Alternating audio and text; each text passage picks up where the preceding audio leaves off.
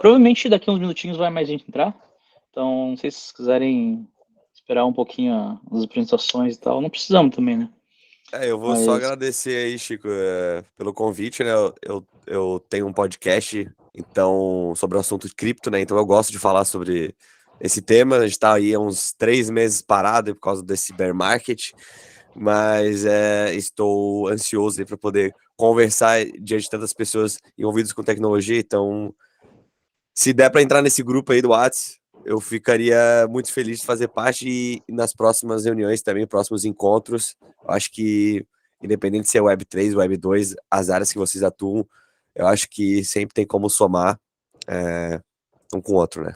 Claro, eu vou adicionar vocês. Inclusive, a gente até comentou em, quem sabe, transformar isso num podcast no futuro, alguma coisa assim. Se você tiver interesse em tocar ele, em gerenciar, claro, com a nossa presença também durante as conversas, sempre que for pertinente, fica o convite aí, tá, Matheus? Por que não? Quem Uma sabe? apresentação aí de todo mundo? Claro, com certeza. Bom, vamos lá. Primeiro eu quero abrir agradecendo aí o Francisco, o Léo e o Thiago pela força no grupo, né? Foi uma iniciativa minha, mas o propósito é esse, é criar um ecossistema, uma comunidade onde todos os profissionais aí dessa área cresçam junto, né? Tem várias pessoas com expertise focado em desafios diferentes aí. Era uma ideia que eu tive, juntou com o Summit, CTO Summit, pô, decolou, vamos embora e só vai sobreviver se a gente manter o negócio vivo, trazendo insights, provocando e fazendo esses movimentos. Então, eles estão ali puxando isso à frente comigo e eu acho que junto a gente vai dando um formato, né? Agradecer o Matheus, o Antônio, pela disposição em estar fazendo esse primeiro bate-papo, nosso primeiro encontro, né, estreando aqui. E acho que é só o começo aí de muita coisa que a gente pode criar junto, né? Então, sejam bem-vindos a esse grupo e vamos construir ele junto, né? Quem é o Rodrigo? Eu hoje sou pai da Maria Fernanda e da Maria Júlia, estou aí no mercado de e-commerce e de desenvolvimento de tecnologias digitais há 22 anos, tá? Entrei quando o negócio estava gatinhando, construí minha carreira toda nessa área, vários desafios durante todos esses anos. Hoje tenho um papel aí já há bastante tempo e assumo a responsabilidade de CTO da Jet Tecnologia, Jet E-Commerce. Somos uma das principais plataformas aí que oferece soluções para long tail, middle market, alguns players maiores do mercado. Temos um desafio enorme aí de encontrar soluções que ajudam o varejo, que ajudam em vendas. Temos desafios diários aí, o negócio nunca acaba, né?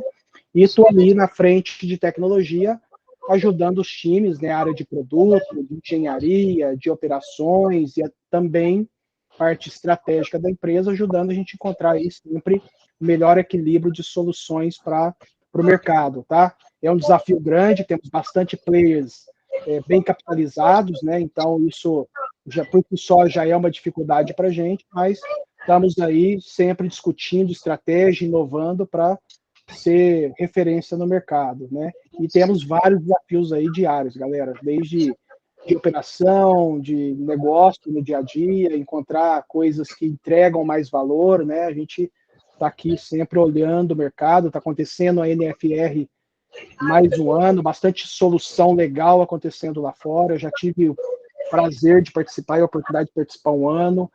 Então tem muita coisa que dá para a gente ir olhando e trazendo para a mesa e trocando experiência, e quem sabe, pô, vamos testar, vamos pivotar isso aqui e fazer sentido, né? Então, é um resuminho aí de tudo que eu já fiz e onde que eu estou focado atualmente. Para quem não sabe, Jet E-Commerce é uma das grandes plataformas de e-commerce aí do Brasil, tá? É isso aí. Só ressaltando. Obrigado, Francisco.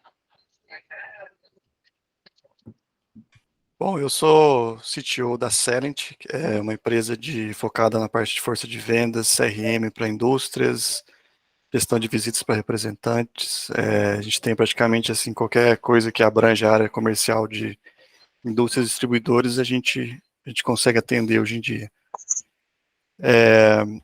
Eu já minerei criptomoeda também, acho que foi o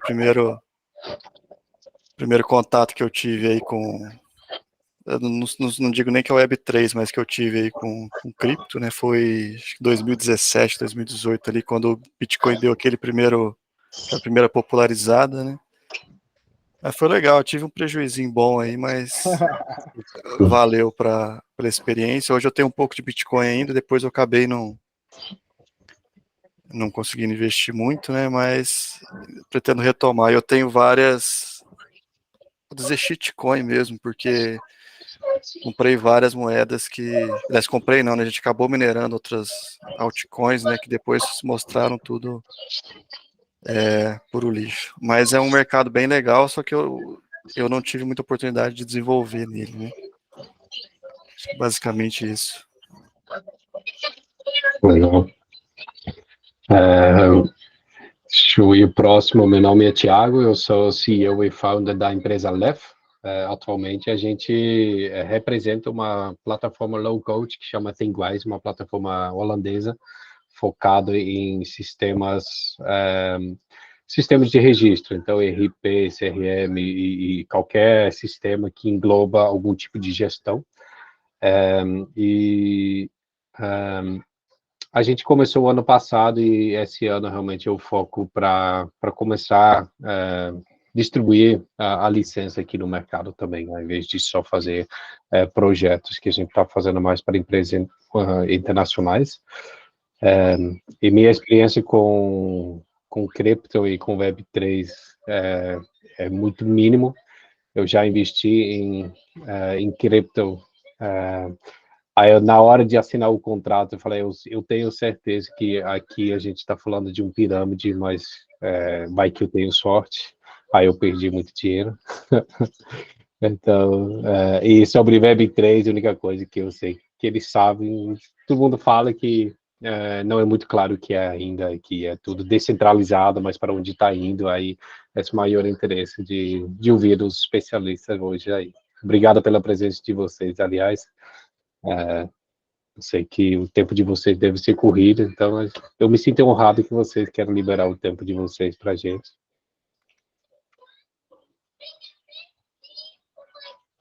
Bom, posso ser o próximo. Então, eu sou Francisco, eu sou CTO da Sales Hunter, né? Uma empresa de recrutamento e seleção da área especialmente para o nicho de vendas, né? Especializada em B2B, mas não somente, né? Sales Hunter opera, sei lá, uns 4 anos, eu acho, mas como uma empresa de tecnologia mesmo, a gente começou desde 2020, né? Então, a ideia é... Recentemente lançou uma plataforma no mercado, focado na interação entre um candidato e a vaga, e implementando aos poucos o resto do universo de vendas, não só recrutamento, né? Então, vai ter um marketplace de cursos, vai ter um feed que eles vão poder trocar conteúdo, entre outras coisas que a gente está planejando lançar, mas atualmente o foco é recrutamento e seleção mesmo. Experiência com cripto, cara, eu gosto muito do conceito, na verdade, né? A ideia de comum acordo para se chegar a uma conclusão ou uma prova de verdade. Eu já também investi um pouquinho, já perdi um pouquinho de dinheiro, mas nada muito cabuloso. Já joguei o joguinho do carrinho, aquele que derreteu também, só para ver qual era. Isso na base de experiência, se não muita coisa. Uma vez eu desenvolvi um robô de trading. Foi bem legal isso, com um colega que fez um doutorado numa área de arbitragem de ativos, assim, então ele cuidava da lógica e eu cuidava das operações. Foi bem bacana. A gente acabou parando porque na época eu comecei a fazer um MBA e ele casou, então a gente não tinha tempo para nada e largamos o projeto, mas ficou a experiência. Foi uma experiência bem positiva, na verdade. É isso.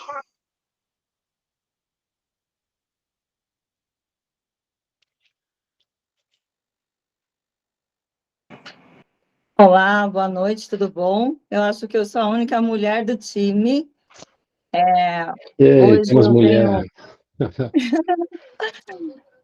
eu conheço o Rodrigo, a gente trabalhou junto no projeto do UOL, né, Rodrigo? Exato, Ira. Alguns anos. Projetaço, hein? Tá de pé. Nossa, mais foi de muito 10 anos legal, de né? loja. Hoje eu tenho uma consultoria, eu assessoro algumas empresas com algumas frentes. como o CTO as a Service, transformação digital, agilidade corporativa, soluções em produtos digitais. E quando a gente fala de criptomoeda, eu atendo uma empresa em específico, que é a HubChain.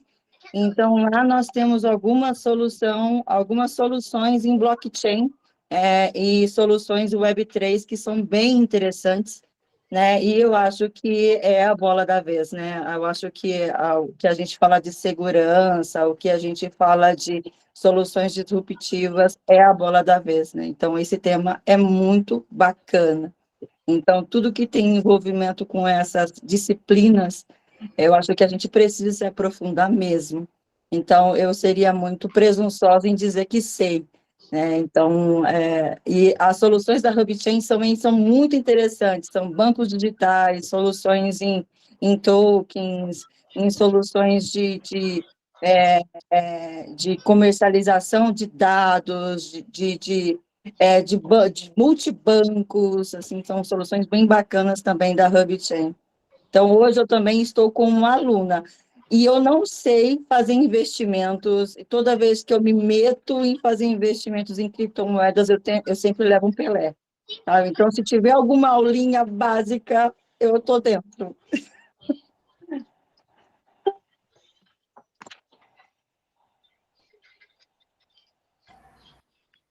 Eu não sei se já falou todo mundo, mas eu participei da primeira reunião aqui, na primeira vez que teve, mas depois não consegui participar mais, acho que o Léo e o Thiago e o Rodrigo lembram. O Francisco também estava. E aí depois eu consegui mais no final do ano, e aí esquece. Aí eu peguei a agenda que acho que foi o Léo que colocou. A gente pausou também. Ficou um tempo Oi? sem, a gente pausou também. Um tempo sem por causa do final do ano. Então. Corrida, né? E aí agora eu consegui entrar. Bom, eu sou CTO da iTrek Brasil. A gente tem uma empresa uma empresa de tecnologia que a gente tem alguns clientes, e os nossos clientes são B2B, mais focados em rastreamento e entrega, né, dos clientes que são pessoas jurídicas, né? Hoje a gente tem alguns sistemas, a gente usa a Amazon. Então, assim, basicamente a minha carreira foi mudando de área. Então, trabalhei muito tempo com Oracle, depois fui para trabalhar com desenvolvimento, depois fui para um grande banco de mercado, e aí trabalhei lá como Scrum Master lá, e hoje eu estou como CTO aqui da iTrek. Um amigo meu foi para Londres e me colocou aqui. E é um desafio o tempo todo, né? Porque a iTrek é uma startup, né? Ela faz parte do grupo Madeira, foi adquirida há uns 2 anos mais ou menos. E a gente, como subsidiárias da Madeira, a gente tem os nossos desafios com a matriz, mas também tem os nossos desafios como startup, budget curto, equipe reduzida. A gente está o tempo todo tentando melhorar as aplicações, ao mesmo tempo diminuir o custo da AWS, é um desafio diário aqui. E ainda ajudar a equipe a crescer, uma equipe que não tem tantas skills assim. Bom, eu vi que vocês comentaram sobre Web3 e criptomoeda. Lá atrás eu investi bastante em criptomoeda, Bitcoin. Já trabalhei já comprei Ethereum, já comprei Ether, já comprei BNC. Já tive até o Dogecoin lá, que é do Elon Musk, já tive também. E devo ter alguma carteira com criptomoeda perdida por aí, porque na época eu brincava bastante. Mas, acho que como o Léo falou, levei uma paulada aí, não foi uma paulada pequena. E não foi nem por concentração de ativo, foi porque eu coloquei lá e Vendeu? Perdi. Vendeu? Eu vendi. Foi naquela época que foi em 2018, mais ou menos, 2019 também eu comprei. Deu uma paulada para cima, não vendi. E aí, de repente, acho que caiu acho que uns 30%, aí me assustou. Falei, cara, é foda, né? Vendeu os aí, outros. Vendi, deixei um pouquinho lá, aloquei, brinquei mais um pouco depois, mas eu preferi voltar para os investimentos normais tenho bastante investimento. Tem que ter coração de pedra para aguentar, né? A questão é assim, eu tenho 38 anos, então assim, uma coisa a gente tem grana para perder muito e a gente não vai sentir, né? Outra coisa, a gente está começando a construir uma carteira boa de investimento, uma grana boa, e a gente perde, assim, parte, aí assusta, né? E aí voltei para meus fundos imobiliários, ações e minhas rendas fixas da vida, e agora estou investindo lá fora. Mas também não sei nada sobre criptomoeda, não tem mais nada. E sobre Web3 eu também não sei de nada. Eu sei que existe, já ouvi falar, mas não sei o que é, nem como se come. É isso. Legal. Chegou mais uma pessoa, né? Isso aqui desapareceu o nome dele, Murilho? Como é que eu consigo ver todas as pessoas aqui? É o Marcílio. Oi, pessoal, Marcílio, boa noite aí. Tudo bem com vocês? Tudo ótimo. A gente está fazendo uma rodinha de apresentação, se você quiser. Show. Bom, eu sou o Marcílio, trabalho com tecnologia há 15 anos, sempre trabalhei com varejo de moda. Eu estudei sistemas de informação, depois matemática pura, e aí fiz aí, acho que o percurso que a maioria dos CTOs fazem, né? Desenvolvedor, uma longa carreira de desenvolvimento, e depois indo para gestão. Hoje eu estou trabalhando, estou 100% do meu tempo trabalhando numa startup voltada aí para a área de varejo, para gerenciamento de lojas. E é isso. Hoje eu vou participar aqui, mas vou ficar só como ouvinte mesmo. E pode fazer perguntas, viu, Marcelo? Está aí para interagir. Pode deixar. Show. Legal. Então vamos lá, vamos ao tema. Pô, a gente pode também, acho que, fazer uma apresentação mais detalhada aí, né? Para entender até e saber o que pode perguntar, o que fica interessante ou não, né? Não sei. Acho legal. Tá, acho que é bom para ficar claro, né, que o Web3 é um ecossistema enorme. É muito grande, frentes. A gente acho que já trabalhou em bastante frentes aqui, mas Falando um pouco de mim, eu trabalho já há 8 anos com negócios e gestão, comecei na área de varejo, empreendendo, seguindo os negócios da família. Depois entrei na área de tecnologia de fato, então segui uma carreira de estágio, depois suporte, depois teste, QA, automatizado, depois fui para o desenvolvimento de software, depois me encontrei realmente como produto, né, como PO, comecei a gerenciar algumas squads, depois virei PM, e hoje estou como Product Lead, né, de um SaaS de blockchain, né, ou seja, a gente desenvolve um SDK, uma ferramenta aí para poder, enfim, ligar e fazer várias operações, funções em JavaScript, mas base em Node.js, então é um back-end Node.js, que consegue ligar com vários tipos de blockchains, criar wallets, criar tokens, criar as NFTs, monitorar wallets, criar webhooks, plugins para conectar em WordPress, e, enfim, né, hoje assumi esse produto aí fazem 4 semanas, um mês praticamente, mas a minha experiência com blockchain, com cripto, começou em 2017, meu background de direito, sempre fui muito interessado nessa questão de contratos inteligentes e eu me especializei, né, em segurança da informação, então depois de ter treinado também direito, eu fiz um tecnólogo de segurança da informação, que complementou a minha carreira de tecnologia. Daí, então, em 2017, comecei a investir, caí numa pirâmide, desisti de cripto. Daí, em 2021, voltei os olhos para blockchain novamente. Daí foi quando eu estava na NTT, uma empresa ali de São Paulo, né, de telecomunicações. Estava como PO lá, desenvolvendo sistemas internos, trabalhando com Oracle também, um RP, e, enfim, sistemas de cotação, web, tudo.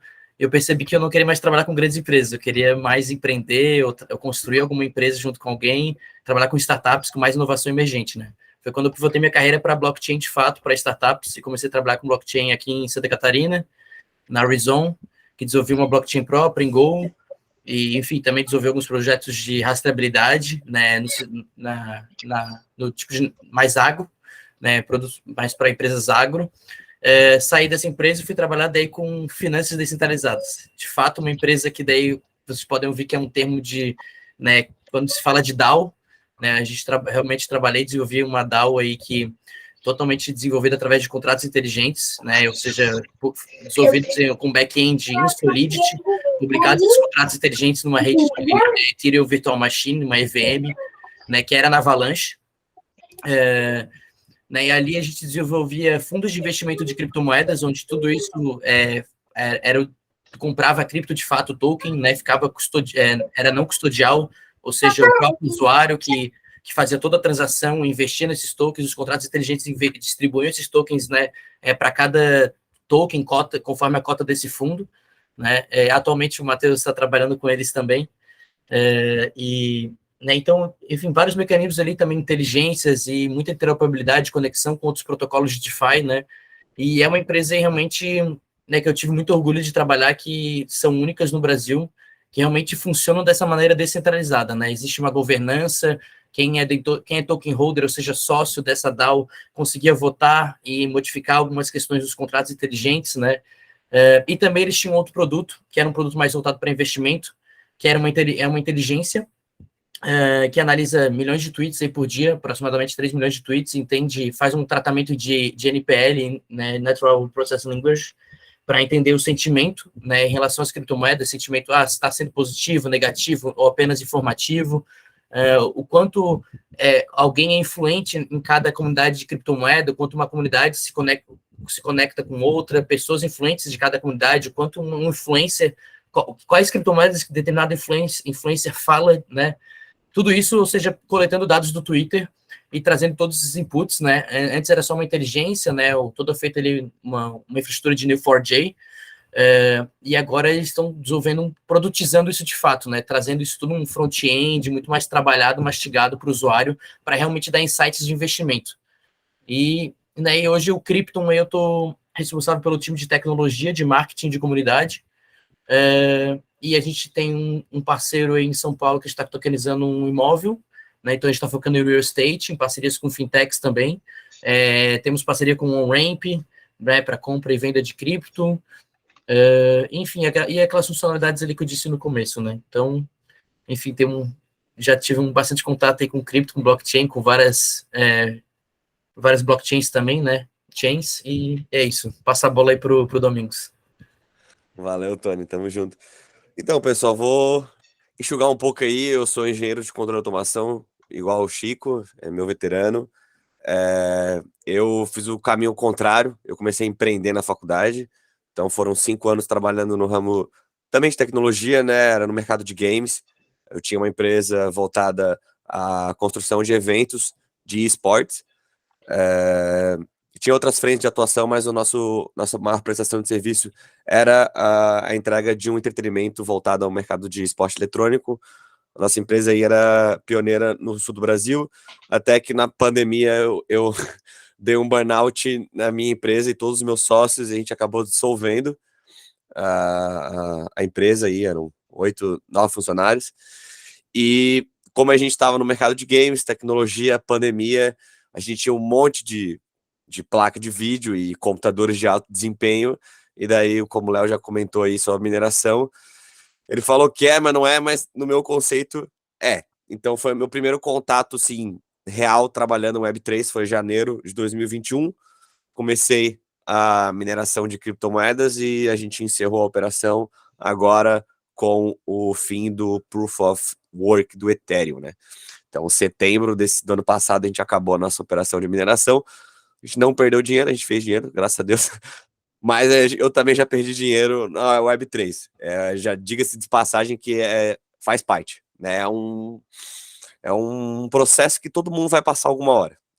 Tomara que no futuro não aconteça mais, mas para quem já teve essa experiência ou trabalha no ramo, é bem comum mesmo. Enfim, comecei com a mineração em 2021 e ali por julho de 2021 eu comecei a agir como uma rede de contatos. Muitas pessoas de diferentes projetos pediam, preciso de um programador, preciso de um gerente de produto, preciso de um gerente de comunidade, tens algum investidor para indicar? Então eu sempre fui uma pessoa de networking, né? Aí chegou um momento que esses contatos perguntaram se eu não tinha interesse em trabalhar. Eu falei, já minero Ethereum aqui, outras moedas, já estou gostando disso aqui, estou me interessando por esse ecossistema, e daí, no final de 2021, eu comecei a atuar na parte de comercial, né, na parte de marketing. Comecei como Community Manager, que basicamente é uma função onde é como se fosse mais uma frente comercial, né? Você tem que vender aquele produto, aquele projeto, aquele protocolo, aquela empresa, e acabar desenvolvendo uma proximidade com os seus clientes finais, trocando ideias, buscando inovações, tentando entender qual que é o sentimento que aquela comunidade está tendo. Então, uma maneira de comunicar ali como se fosse um customer service, só que Web3. Bem, comecei a pular de projeto em projeto, aprendendo bastante, isso é bem comum para quem se inicia na Web3, acaba aprendendo muito no começo, fazendo muitas funções, até que em janeiro do ano passado, eu peguei uma posição como Community Leader numa empresa especializada em tokenização de mercado imobiliário lá de Miami, a Housebit. E trabalhei na Housebit até agosto do ano passado, comecei a entrar no mercado de investimento de criptomoedas. Foi onde eu tomei o meu maior golpe, no caso, né? Acabei trabalhando, de certa maneira, para uma pirâmide. Ainda não está fechado o processo ainda, mas a gente acredita que foi uma pirâmide, né? E eu também tenho um podcast, né, focado em cripto. Ano passado a gente fez aí, foram 12 episódios, se eu não me engano. Infelizmente, com o fim da mineração, né, a gente usava a mineração para custear a operação do podcast. Um podcast é muito caro, um podcast de qualidade, com câmeras, estúdio, enfim, toda a infraestrutura necessária é muito caro. Então a gente usava toda a grana da mineração para custear esse projeto. Como acabou a mineração tradicional, né, mais um ciclo que se encerra, a gente acabou encerrando o podcast. Hoje, como o Tony comentou, estou sendo prospectado aí pela Cassandra para trabalhar como Business Developer, que eu acho que é a minha posição mesmo na Web3. Eu acabei me encontrando bem nesse tipo de função. E é isso aí, galera. Então, parte de gestão de produto, comunidades, aplicabilidade também, né? Acho que a gente tem bastante experiência em diferentes aplicabilidades que a Web3 tem. É óbvio que também eu e o Tony, a gente tem todo esse lado do hype da Web3, né? Então, NFT Gaming, a gente também tem bastante conteúdo para poder compartilhar com vocês. Não é muito a nossa praia, assim, a gente não trabalha flipando NFT, como tem gente que vive disso, né? Eu acho que a gente trabalha mais na área que realmente tem aplicação, né? Essa área meio hype, o mercado tradicional não vê com bons olhos. E eu acho que é isso, Chico. Da minha história, por enquanto, é essa. 2 anos aí, indo pro 3º ano. Eu tenho uma pergunta aí, uma curiosidade. Quando você parou de minerar, não compensava trabalhar para vender nos hashes? Eu fiz isso na época com Nice Hash. Então, tempo lá. existe essa possibilidade, sim. A Nice Hash ainda está funcionando. Então, tu podia alocar o nosso poder de computacional para a Nice Hash para minerar outras moedas e a gente receberia Bitcoin. Mas a Nice Hash nada mais é do que um Uber, um iFood. E a gente já sabe fazer, né? Então, a gente estaria só vendendo a nossa operação para um terceiro, cobraria uma taxa para ele minerar uma outra moeda e ele venderia, sendo que a gente poderia encurtar esse caminho e minerar essas altcoins, minerar essas outras opções que tem hoje no mercado. Só que para nós não valeria a pena porque existe uma gestão muito maior em cima da mineração de altcoins. Tu precisa estar acompanhando o mercado o tempo inteiro, porque num dia a moeda vale X, no outro dia ela pode valer meio X. Não é igual o Ethereum, Bitcoin, beleza. São voláteis, né? São moedas voláteis, mas não tão igual ao altcoin ou igual ao shitcoin, que são muito voláteis. E hoje o mercado Proof of Work só tem altcoin, só tem shitcoin. Então a gente teria que fazer uma gestão muito grande em cima disso. Como a gente já tinha pagado o nosso ROI, já estava lucrando em cima da operação, a gente achou melhor vender as placas.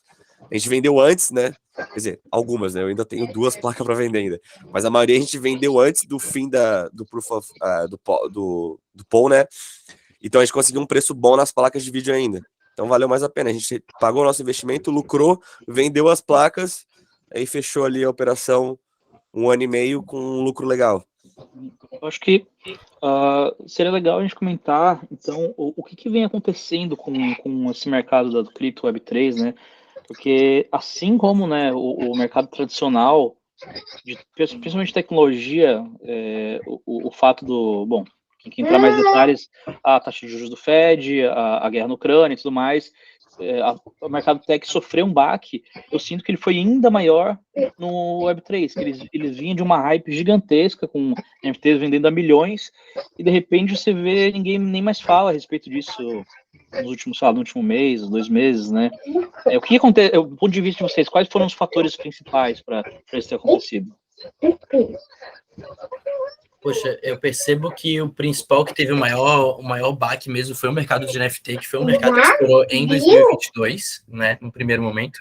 Então, ele já tinha sido o mercado que realmente teve a primeira alta, né, de fato, mas todo o movimento agora de baixa de cripto como um todo é um movimento, acho que, como o Neto mesmo disse, é uma percepção mundial.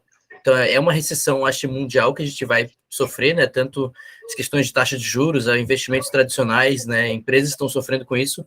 Então, por ser um ativo ainda que não tem um uso em massa, né? Ele vai sofrer ainda mais ainda com a volatilidade. Mas em alguns meses atrás, a gente poderia observar a volatilidade do Bitcoin sendo menor até que o S&P 500. Né? Então, uma coisa, né, surpreendente, né? No começo a gente falaria que seria impossível, mas isso aconteceu alguns meses atrás.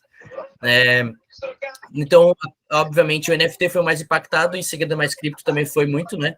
Eu vejo, então, que o mercado de investimento, né, o mercado de B2C, né, voltado a cripto, foi o mais impactado, né? Quando se fala de quando as pessoas querem investir para ganhar dinheiro em cripto, né, movimentar esse dinheiro como forma de especulação para ganhar dinheiro em criptomoedas, né, eu acho que isso sim foi muito impactado.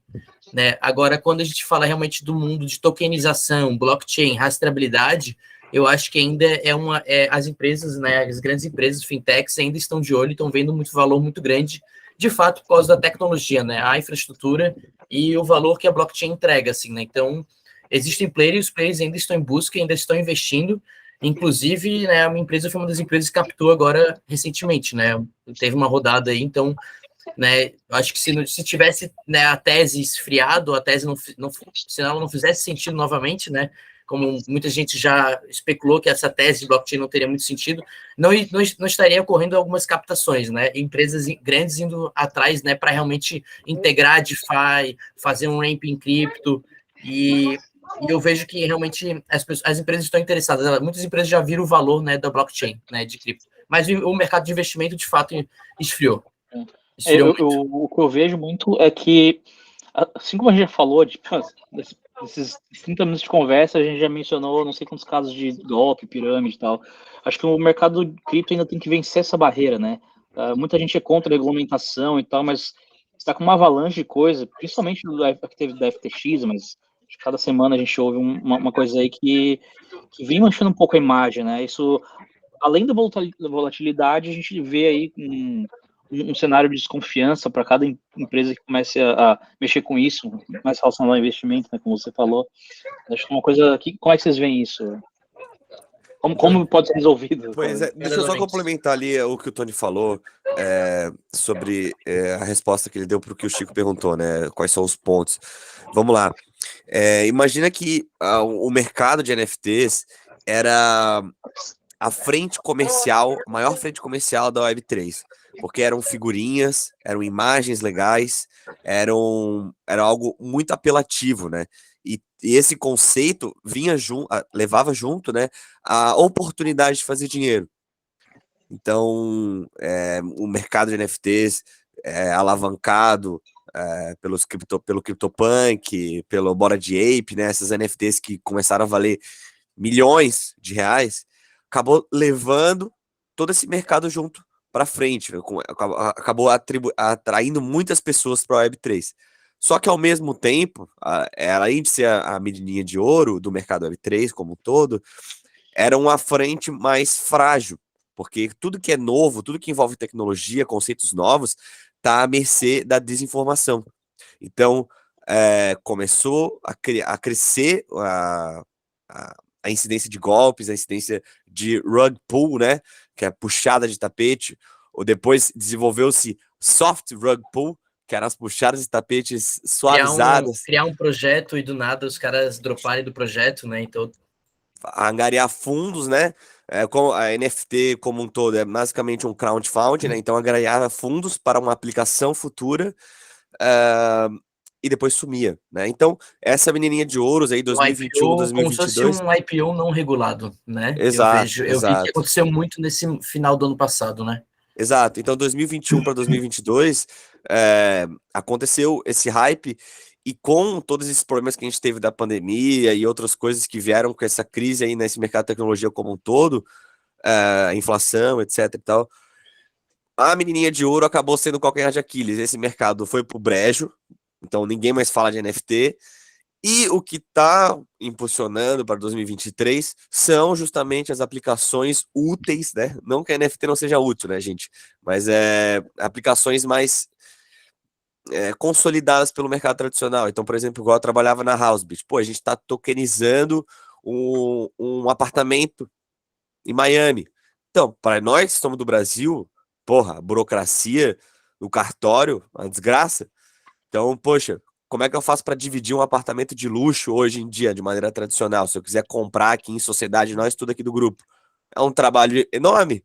Como é que nós aqui, 11, vamos comprar um apartamento junto? É muito trabalhoso. Solução de tecnologia na blockchain. Tá ali o site, a gente escolhe qual apartamento a gente quer, tá tokenizado, eu quero comprar 5 partes de milhar, né?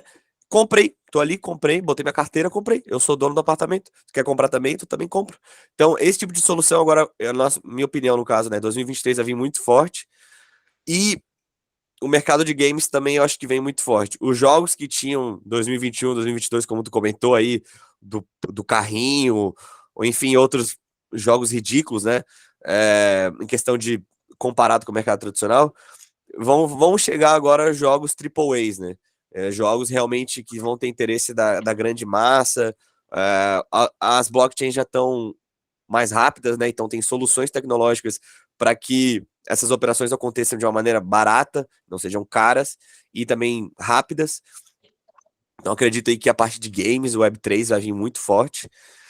E é também essas soluções aí, como o Tony já comentou, né? Bom, antes de passar a bola para o Thiago e para o Rodrigo, eu queria fazer um comentário sobre o que o Francisco falou sobre FTX, né? Uma coisa que a gente tem que se atentar muito, FTX é uma empresa centralizada. FTX não era é uma empresa como se fosse um banco, não regulado, né? Obviamente, nos Estados Unidos era regulado, agora todo o mundo global, que era mais 7 Bahamas ali, né? Offshore, que estava controlando, todo o resto do mundo, que inclusive no Brasil se enquadrava, né? A FTX era uma empresa não muito regulada, e além do mais, ela não era em blockchain, de fato, então ela vendia cripto, mas ela não era uma empresa Web3, ela não era uma empresa blockchain, ela não era feita através de contratos inteligentes, então eu não conseguia abrir uma transação na blockchain, um Etherscan, um Snowtrace, um Polygon Scan, ou seja, analisar as transações de cada chain, né, ou seja, ver onde está indo o dinheiro, onde o dinheiro está sendo armazenado, ou né, quantas pessoas estão investindo, quantas carteiras únicas estão investindo, né, enfim, toda essa realmente transparência que a blockchain traz das transações e dos contratos inteligentes não existia na FTX. Era uma empresa totalmente, realmente centralizada, com seus próprios bancos de dados, e que tinham números ali e falava que tinha aquela liquidez, mas de fato não tinham. Mas, cara, tinha todo um conjunto de, né, influenciadores e pessoas importantes dos Estados Unidos que abarcaram e falavam que ela tinha credibilidade. Aliás, tinha até propaganda da FTX na Fórmula 1. Cara, como que, eu não vou botar fé que essa empresa tem credibilidade, né? Isso aqui então, o Tom Brady e a Gisele Bündchen, né? Gisele Bündchen, que loucura, né? Então, eu acho que é uma coisa muito a gente se atentar. Por isso que a tese de DeFi eu acho que também vem muito forte, né? Então, empresas que querem construir em cima de blockchain, empresas tradicionais, Web 2, que querem inserir essa infraestrutura de blockchain, tese de games, como o Matheus Domingues falou, que já é o maior mercado de entretenimento do mundo, e a tese de DeFi, que é finanças descentralizadas, eu acho que vem muito forte ainda. Acho que a gente pode tocar aí pro Thiago, que levantou a mão primeiro. Vou botar no mudo. Rodrigo foi primeiro. Falei. Manda, Rodrigo. Tranquilo. Bom, minha experiência com blockchain, com esse mundo aí de Web 3.0 é muito raso, tá? Eu cheguei a investir em Bitcoin, não perdi, investi um pouquinho, até ganhei um pouquinho, acho que eu tive sorte, porque o momento que eu tirei teve uma queda ali, tá? A experiência que eu tive no começo foi até com Black Hat ali, hackers tentando, né, tirar benefício, né? Eu trabalho com e-commerce, então tentar ali de alguma forma, né? Eu acho que é o lado mal aí ou ruim do negócio, que facilitou um pouco para quem não quer aparecer e dar as caras, né? Mas minha pergunta é o seguinte: eu trabalho focado no varejo, né? Eu vi iniciativas disso, se eu não me engano, no Shark Tank, eu não me lembro o nome da startup, que estava trazendo uma solução que era um hub ali, conectado na ponta para tentar conectar com o varejo. É pirâmide também? Pirâmide também. Tá? Mas a minha pergunta é, como é que vocês estão enxergando o momento que o varejo vai poder também conectar e transacionar ali na ponta, eu no Americanas, não, numa loja da Jet, né, fazer uma transação ali, comprar um tênis, comprar outra coisa tal, porque é uma moeda volátil, né, e como é que vocês estão vendo esse movimento, né, se existe, se tem algum case, a gente chegou a olhar alguma iniciativa, mas depois acabou parando por outras demandas tal, como é que vocês estão enxergando isso, né? Hoje eu acho Tony, que... o que tu acha de assinatura por NFT, por mercado de varejo? Faz sentido, será? Assinatura por NFT, cara, isso é bom porque tu consegue passar a propriedade da assinatura para qualquer pessoa sem burocracia, né?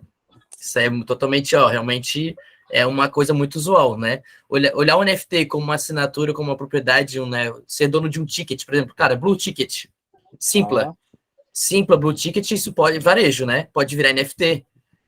Pô, hoje para tu mudar um endereço, para tu mudar um ticket para alguém, cara, existe tantos golpes também envolvidos nisso daí.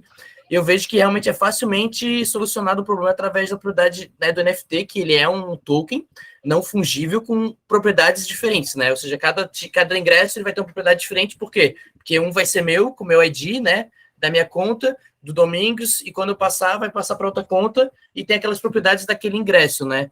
Isso é uma das soluções, mas pensando em cripto, né, um dos players que a gente pode observar é o Nubank, né, começou a vender cripto, mas a título de investimento, de fato, né, mas a LoopPay é uma empresa aí que surgiu recentemente, ela está com um on-ramp e está crescendo muito grande, está crescendo muito, assim, muita utilização para realmente transacionar ativos aí, e eu acho que algumas empresas agora estão fazendo ligação com ela, B2B aí, para trazer esse on-ramp para dentro do e-commerce, né? E até eu tô vendo, né, negociando já com eles lá para trazer essa solução para os clientes. Eu vou botando no chat ali os links para a galera poder ver. Às vezes a gente pronuncia de um jeito, a gente procura, não acha. Vou sempre botar aqui no chat para vocês poderem consultar, tá, pessoal? A LoopPay tava no Blockchain Rio, né? Tava. A gente foi lá, né? Sabe que seria um exercício legal? Por exemplo, o Rodrigo trouxe a questão do e-commerce e tal. Se ele pudesse, por exemplo, dizer uma das dores que ele tem no ramo dele, e vocês tentassem, não sei se é muito difícil, talvez. Legal. Uma consultoria gratuita. Eu vivo de resolvedor de negócio, pô. É produto Vamos. Diferentes dores, diferentes áreas, a gente consegue... Se for bom, vai que ele contrata vocês, né? Então aí, Antônio Domingos, consultoria Web3, já lançamos uma empresa aqui. Acho o Marcelo levantou a mão, mas o Thiagão estava na frente, eu acho. Mas né? eu acho assim, as pessoas não querem ainda transacionar cripto para comprar coisas. Eu acho que elas querem muito mais ainda investir, por enquanto, no Brasil. Porque também não... elas querem investir para ter uma valorização, né? Não para fazer moeda de troca. Mas eu acho que daqui é bom estar à frente, já implementando, entendendo como implementar, né? Para realmente, quando uma massa, um grupo específico ter só dinheiro em cripto e ela quiser só transacionar em cripto, né? Tu tá preparado para aceitar esse tipo de cliente. E para o varejista também, né? Por ser volátil, não sei se faz sentido, né? Ele acabar de vender um produto, de repente... É muito difícil de controlar esse risco, né? Exato. Pô, eu vou ficar guardando cripto, não vou ficar guardando, vou transformar para real, eu vou ter que usar um outro on-ramp, vou ter que procurar uma consultoria jurídica para dizer quanto que eu estou transformando de cripto para real. É um trampo, eu entendo totalmente, né? Sim. Eu até tinha tirado meia mão, mas só reforçando talvez, o que eu vi acontecendo com cripto e com NFT é justamente o dinheiro parece fácil, aí todo mundo entra até o pessoal começar a abusar e puxar o tapete de todo mundo, aí dá uma queda. Então, eu gostei dos exemplos que você mostraram de aplicações bem práticas do mundo normal, assim, onde a grande massa se aplica. Eu li bastante sobre o Web3, e o que todo mundo fala, né, que é meio obscuro para onde que está indo, as aplicações não estão... É como se fosse a metaverso, sabe o que é? Ninguém sabe, todo mundo fala sobre.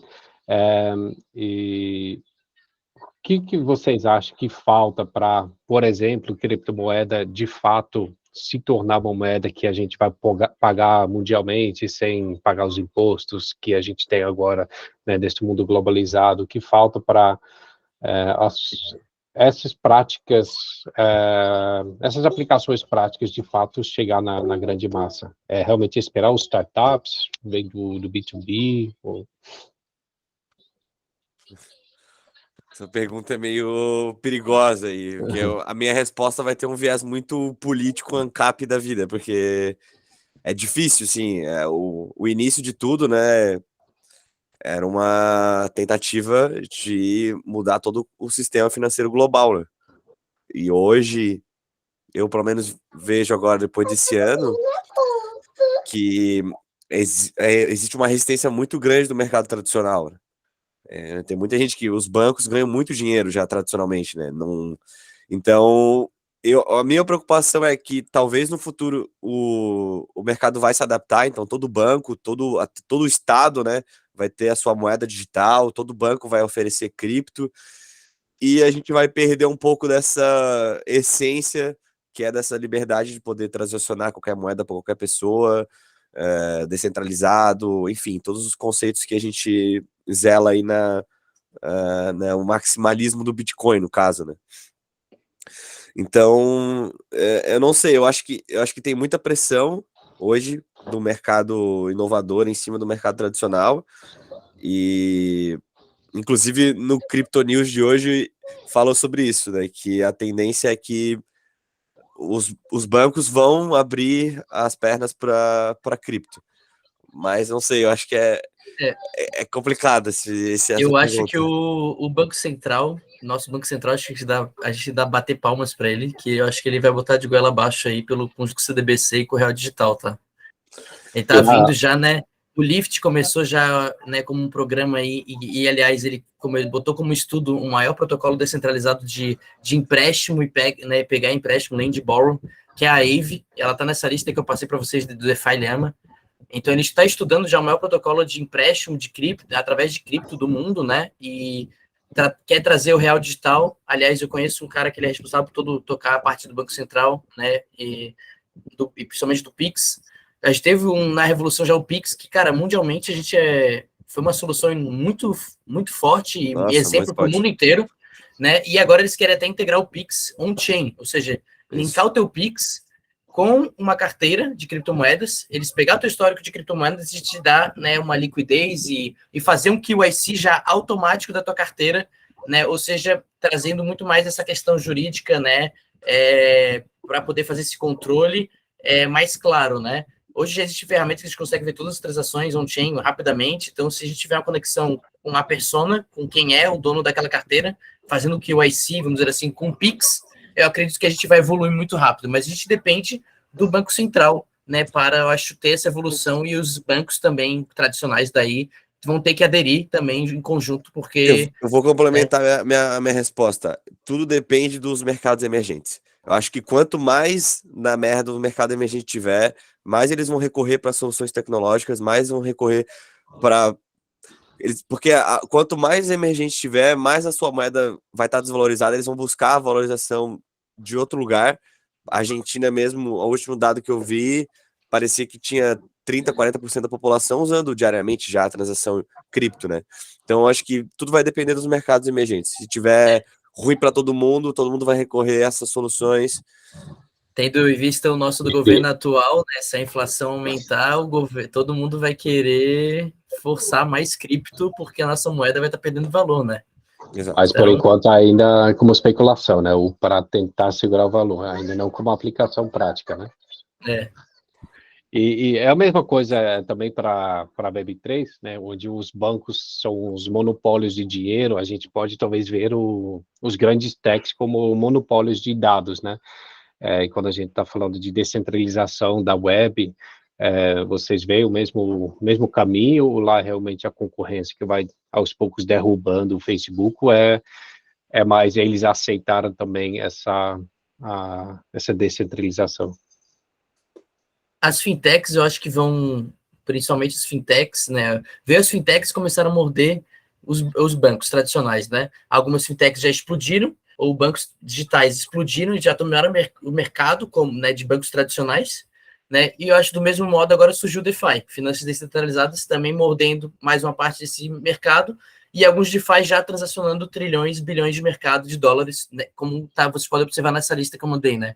Então, eu acho que é um movimento assim, existe um monopólio, existe um controle, mas sempre vai ter alguém que vai trazer um modelo de negócio junto com a tecnologia e vai conseguir crescer suficientemente e realmente tomar mercado.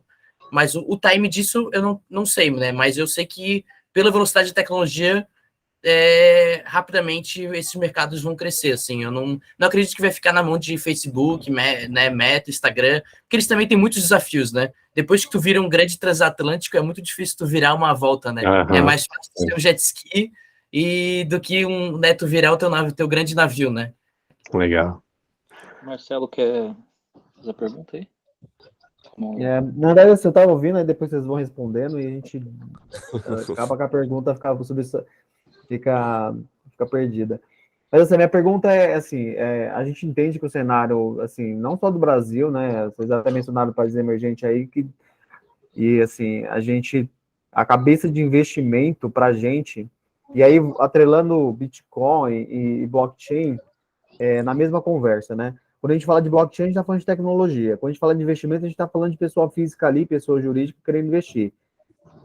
Então, assim, e a gente sabe que investimento brasileiro, pirâmide, bolsa de valor, B3, renda fixa, assim, o brasileiro ainda, e assim, não só o brasileiro, porque se a gente for, sei lá, contar, tirando os Estados Unidos e alguns outros países, são poucos países ainda que investem, né, em ações, e Bitcoin é atrelado a papéis como associação também, né?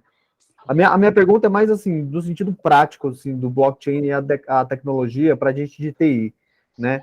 Como que a gente, esquecendo essa parte de investimento, que eu acho que vai ser uma luta com grandes bancos, que é aquilo até que o Matheus falou, que entra na parte política aí, porque, assim, no momento o JP Morgan lá nos Estados Unidos fala que é adepto, no dia seguinte ele já fala que não é adepto, e a palavra dele é forte. Mas, assim, se a gente for pensar em tecnologia, né, porque investimento é essa luta aí, eu acho que não vai mudar tão cedo, ainda mais com o atual governo, que nem o Antônio também falou.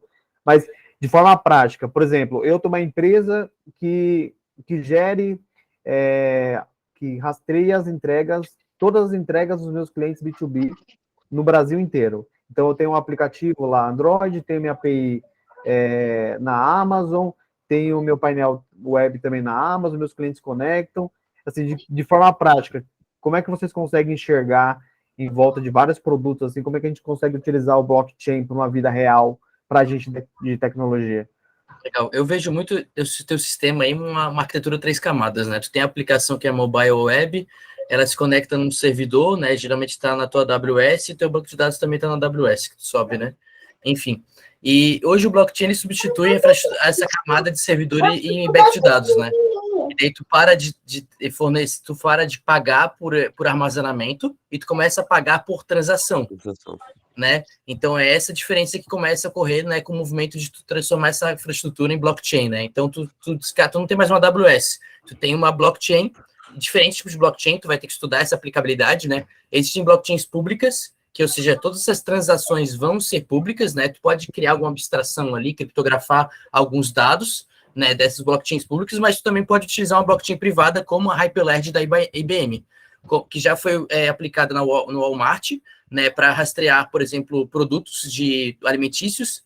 Então, tu consegue ver toda a cadeia produtiva de um produto alimentício, desde quando foi produzido, quem distribuiu, né? Qual foi depois a logística que pegou, da onde saiu daquela logística até ir para mesa para algum mercado, né? Algum mercado ali, um grocery do Walmart, até chegar na mesa de fato do cliente, né?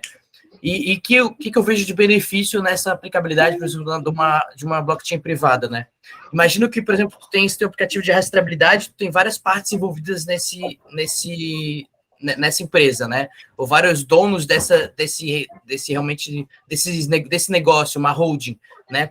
Cada um dessa holding vai ser meio que um validador dessa rede, dessa blockchain privada. Então, só vocês vão ter acesso, mas imagina que 5 players dessa holding vão checar, validar se realmente esses dados estão sendo corretos, gravados corretamente, se em cada processo está tendo o input correto desse dado, né? Evitando o quê? Evitando uma fraude no meio desse trajeto, tendo mais transparência, porque todo mundo, né, vocês vão ter acesso de todo esse caminho, não tem como alguém dar um update de um evento passado, né? Porque a blockchain ela funciona como? Ela funciona como se fosse um JSON ali, que é registrado e é um evento com timestamp. Então, para cada novo registro, é um novo registro e um novo timestamp.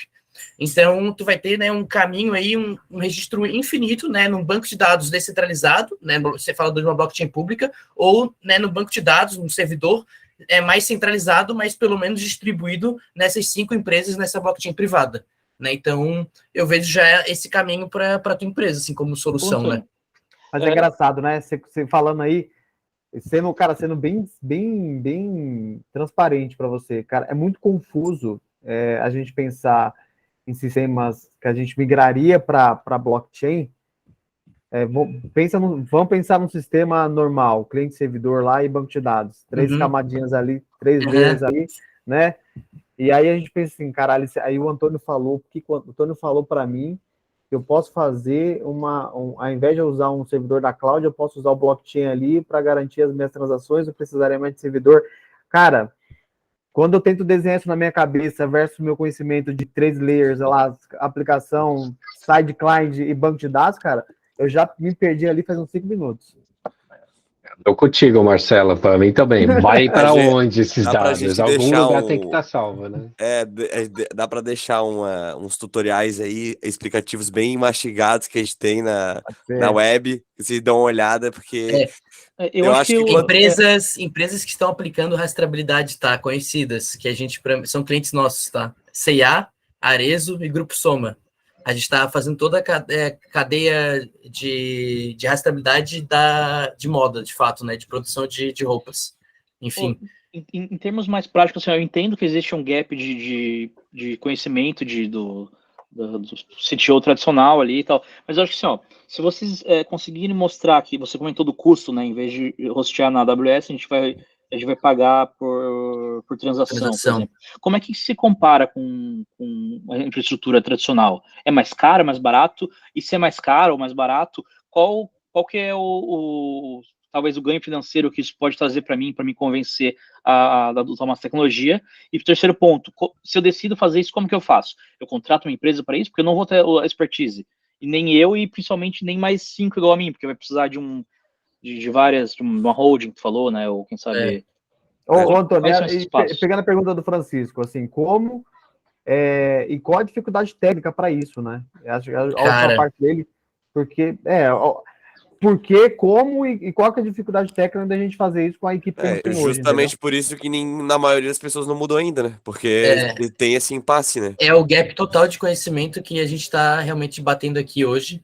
E a dificuldade de entender realmente como que esses registros são feitos na blockchain, né, como manipular, fazer um input né, através de um contrato, né, ou seja, tu vai inserir uma função ou uma transação nessa blockchain para ficar ali registrado, né? Então, ou tu vai ter que capacitar esse teu time, né, ou seja, fazer um piloto, né, tenta achar uma solução dentro da tua empresa que tu consegue trazer para uma blockchain, para, sei lá, melhorar algum tipo de registro, certificação, né, daí tu começa a capacitar esse time, e enfim, até que talvez tu faça uma ponte com outro time, né, contrata alguns freelancers para poder, enfim, começar a desenvolver mais aquilo, ou utilizar uma solução realmente de plataforma, né, como, por exemplo, essa, por exemplo, a empresa que hoje eu estou posicionado, que é o Crypton, né, que ele é uma empresa que ele já faz todas essas conexões e meio que abstrai isso tudo, e tu vai utilizar apenas JavaScript e Node.js para criar todas essas transações e wallets e tokens, né?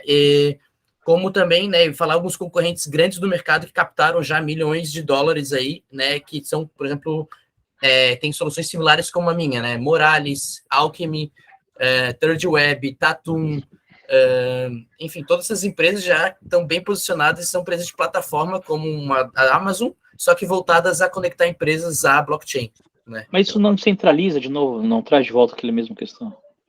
Traz uma dependência, não centralização, porque de fato teus dados eles vão estar descentralizados, mas tu vai estar dependente talvez dessa infraestrutura, como tu é dependente da AWS hoje, como tu é dependente da Google Cloud e da Azure, né? E a relação de custo que eu tinha perguntado, né? Legal. Como é que tipo, é mais barato, mais caro? Como é que Cara, a relação de custo é muito pela quantidade de registro que tu vai fazer, né? E esse input, né? A função que tu vai dar lá no contrato, né?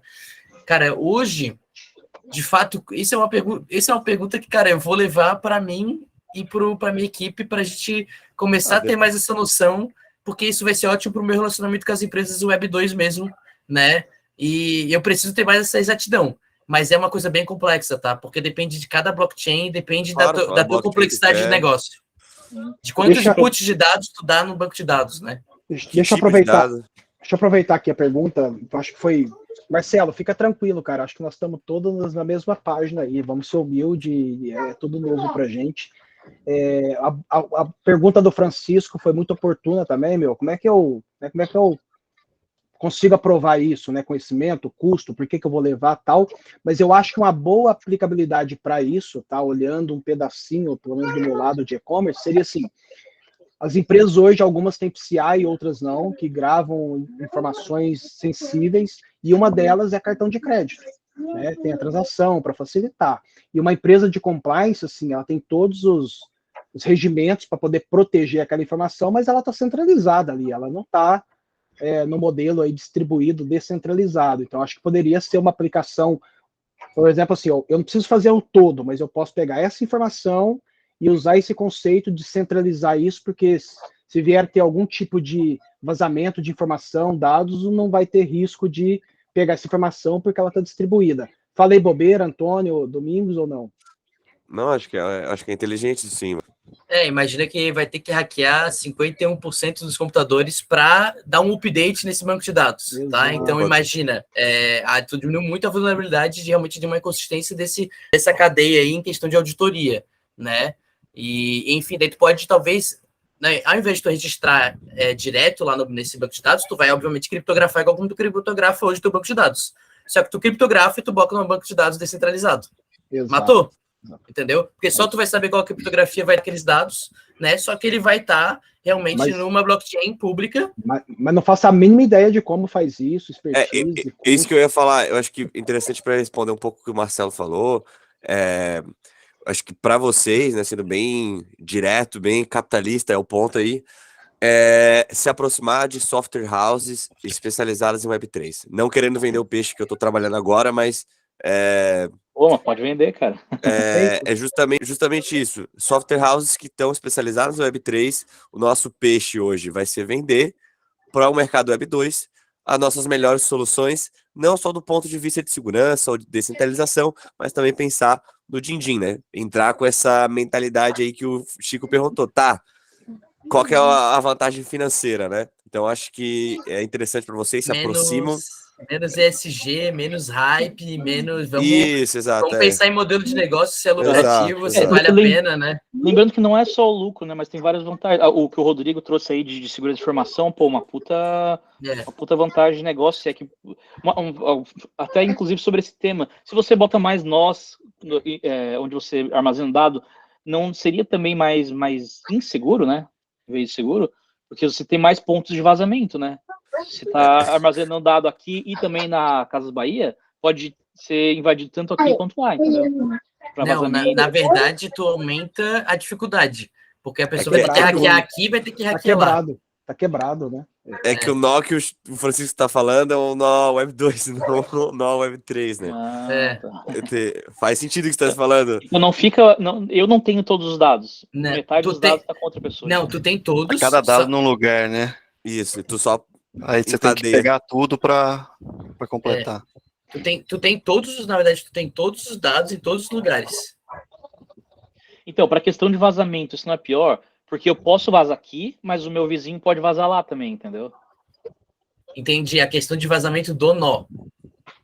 Dos dados em qualquer lugar. Inclusive, o que se faz hoje, em alguns casos, eu sei que eu não consigo tirar criptografia disso, mas eu sei que provavelmente daqui a um tempo eu vou conseguir e eu vou ter esses dados disponíveis para mim. Como que eu soluciono isso com cripto, digamos? Porque bom, só com cripto fechado, imagino, né? Exato. O Leonardo tinha uma pergunta também, né? Vamos ver se vai complementar aí. Não, na verdade, a minha pergunta não tem nada a ver com isso. Eu entrei aqui no site de DeFi que você mandou, e toda empresa aqui ela tem um valor, então, uma coisa assim que nunca passou pela minha cabeça.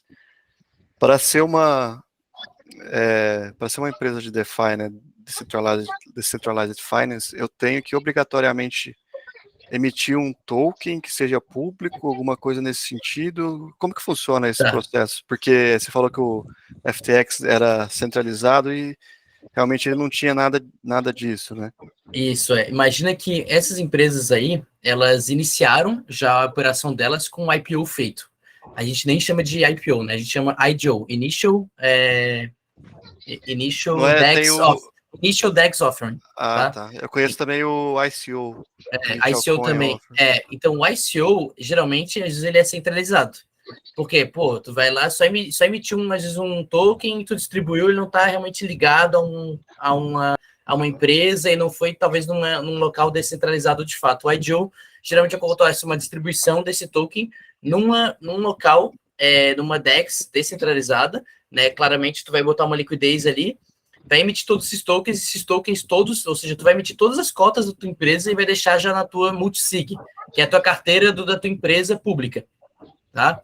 E esses tokens, eles vão começar a ser vendidos já desde o início.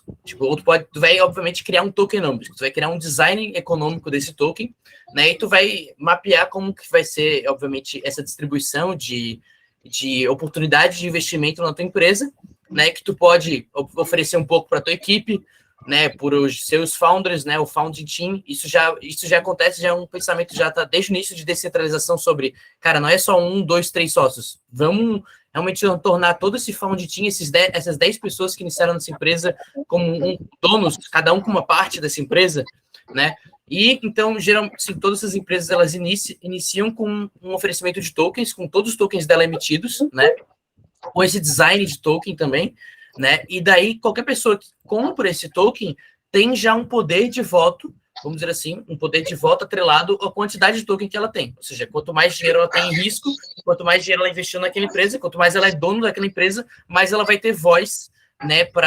Ou seja, tá induzindo alguns caminhos, opinando dentro dessa DAO, que a gente chama, né? Dessa Decentralized Autonomous Organizations. E todo esse mecanismo de eu ter um token e eu ter esse poder de voto, isso tudo é feito através de contratos de governança. Então, lá dentro da empresa, dessas aplicações, desses DEPs, dessas aplicações descentralizadas, tu consegue conectar tua carteira, tu vai comprovar quanto que tu tem de token, e tu vai ter um mecanismo lá que tu deixa, por exemplo, o teu token travado para tu exercer um poder de voto, para tu poder exercer um poder de ação e falar assim, cara, eu voto nessa mudança. Eu quero que pare de investir nesse produto, eu quero que invista em outro. Eu quero que pare de desenvolver essa tecnologia e invista em outra tecnologia, né? Então, eu gosto muito de trazer a tese quando eu começo a falar assim de Web3, de DAO, que, cara, tokens are products, né? Tokens são produtos, e produtos são empresas. Então, muitas dessas empresas, né, elas não estão apenas emitindo um token por emitir um token. Elas estão criando tecnologia. E a tecnologia delas a empresa que está desenvolvendo essa tecnologia, ela é representada por um token como é uma ação, né? Como o Nubank faz o IPO dele e tu aposta no desenvolvimento da tecnologia do Nubank, no valor que ela entrega para a sociedade. Quando tu compra um token que está nessa lista aí, tu está apostando na tecnologia que essa empresa está desenvolvendo por trás, que muitas vezes ela tem um teor, né, um quê de fintech, só que ela é descentralizada, né? Então ela é uma DeFi. Então é mais ou menos esse termo, assim. E existem outros mecanismos para trazer um pouco mais de sentido nessa questão de governança, nessa democracia dos tokens e nesses votos, tá? Por exemplo, tu consegue deixar o token travado e tirar no mesmo dia, mas tu tem, por exemplo, um poder de voto. Mas se tu deixar o teu token, por exemplo, travado 15 dias, tu tem mais poder de voto. Se tu deixar o teu token travado 3 meses, 6 meses, ele te dá mais poder de voto, ou seja, porque tu tá com mais dinheiro em risco, tu tá acreditando mais naquela empresa, né? Então, quanto mais tu acredita, vamos dizer assim, mais poder de voto aquela organização ela te dá. Ô, Antônio, não sei se o Francisco quer perguntar, mas o que eu ia perguntar era, assim, se a gente for pensar numa transação, numa requisição HTTP, vamos trazer para o mundo real de novo, que tipo de informação que teoricamente trafega numa requisição HTTP, que teoricamente porque assim, você fala de uma rede descentralizada, existem vários nós, cada nó vai ser teoricamente responsável por validar parte ou inteiro daquela transação, né? Quando a gente fala de uma requisição HTTP, como é que funciona isso? Você dispara para várias nós e cada nó responsável, ou sei lá, cada 10 nó retorna para mim a informação se valida, se tiver 11, pega só 10, se tiver 9, espera o décimo não valida. Como é que funciona isso de forma técnica? Cara, totalmente eu não vou te dar exatidão sobre isso, porque cada blockchain ela tem um funcionamento, tá? Então, tem umas que são Proof of Work, que elas vão precisar dos mineradores, né? Por exemplo, o Bitcoin e o Ethereum antes era Proof of Work. Então, ela tinha que ficar tendo um processamento do novo hash, né? Fazendo um trabalho de processamento do próximo hash e validar esse próximo hash. Então, alguns nodos participavam dessa transação, mas geralmente tu vai mandar essa informação para um nodo e esse nodo vai se comunicar com os outros nodos, validando essa transação, né? Só que não é todos que participam, é uma parte desses nodos, mas depende de cada blockchain, tá? E por isso que a gente fala que uma blockchain é mais descentralizada, outra é menos, outra tem uma validação mais rápida, outra é mais devagar, né? Então, cada uma tem uma particularidade. E sobre a informação que tu envia, tu vai enviar a informação do contrato inteligente que tu quer interagir. Tá? Então, quando tu fala de uma blockchain, de transacionar Bitcoin, Avalanche, Ethereum, que é o token em si, o token nativo da transação, tu tá trabalhando com uma transação comum da blockchain ali, que é uma informação, enfim, que vai ter uma estrutura, eu posso te mandar, tu vai pesquisar assim, transação de Ethereum. É o mesmo padrão para todas as que são Ethereum Virtual Machine, né, EVMs. Então, ela vai ter sempre uma transação padrão de envio de um dinheiro para um outro, que vai ser, né, esses inputs, né? Agora, quando tu fala, por exemplo, de, enfim, qualquer outro tipo de informação, né, que tu vai interagir, geralmente é um contrato inteligente. Então, tu imputou um contrato inteligente, tu vai interagir com esse contrato, então tu vai enviar as informações desse contrato, que vai nessa transação HTTP, né? É o teu cliente que vai enviar, então vai ser uma transação HTTP, mas vai bater num nodo. E daí o nodo que vai absorver essa informação, que vai para um contrato inteligente, ou é uma transação de um token nativo. Tipo, não é uma requisição só. Aliás, é uma requisição só pro nó e o nó do blockchain, que vai fazer toda essa validação, espalhando para os nós e pegando as informações ali e devolvendo para você. Isso mesmo. Entendi. Isso mesmo. Entendi nada. Tô balançando a cabeça aqui, mas é isso, não. Mas tu já. Pô, mas assim, cara, o meu pai, desde quando eu entrei em cripto, cara, assim, eu trabalho com TI já há 4 anos, assim, e, cara, meu pai toda semana me liga e fala assim: cara, tu não tá envolvido em nenhum esquema aí, tu não vai se ferrar com a polícia. Cara, tipo, é muito complexo, velho. Realmente é.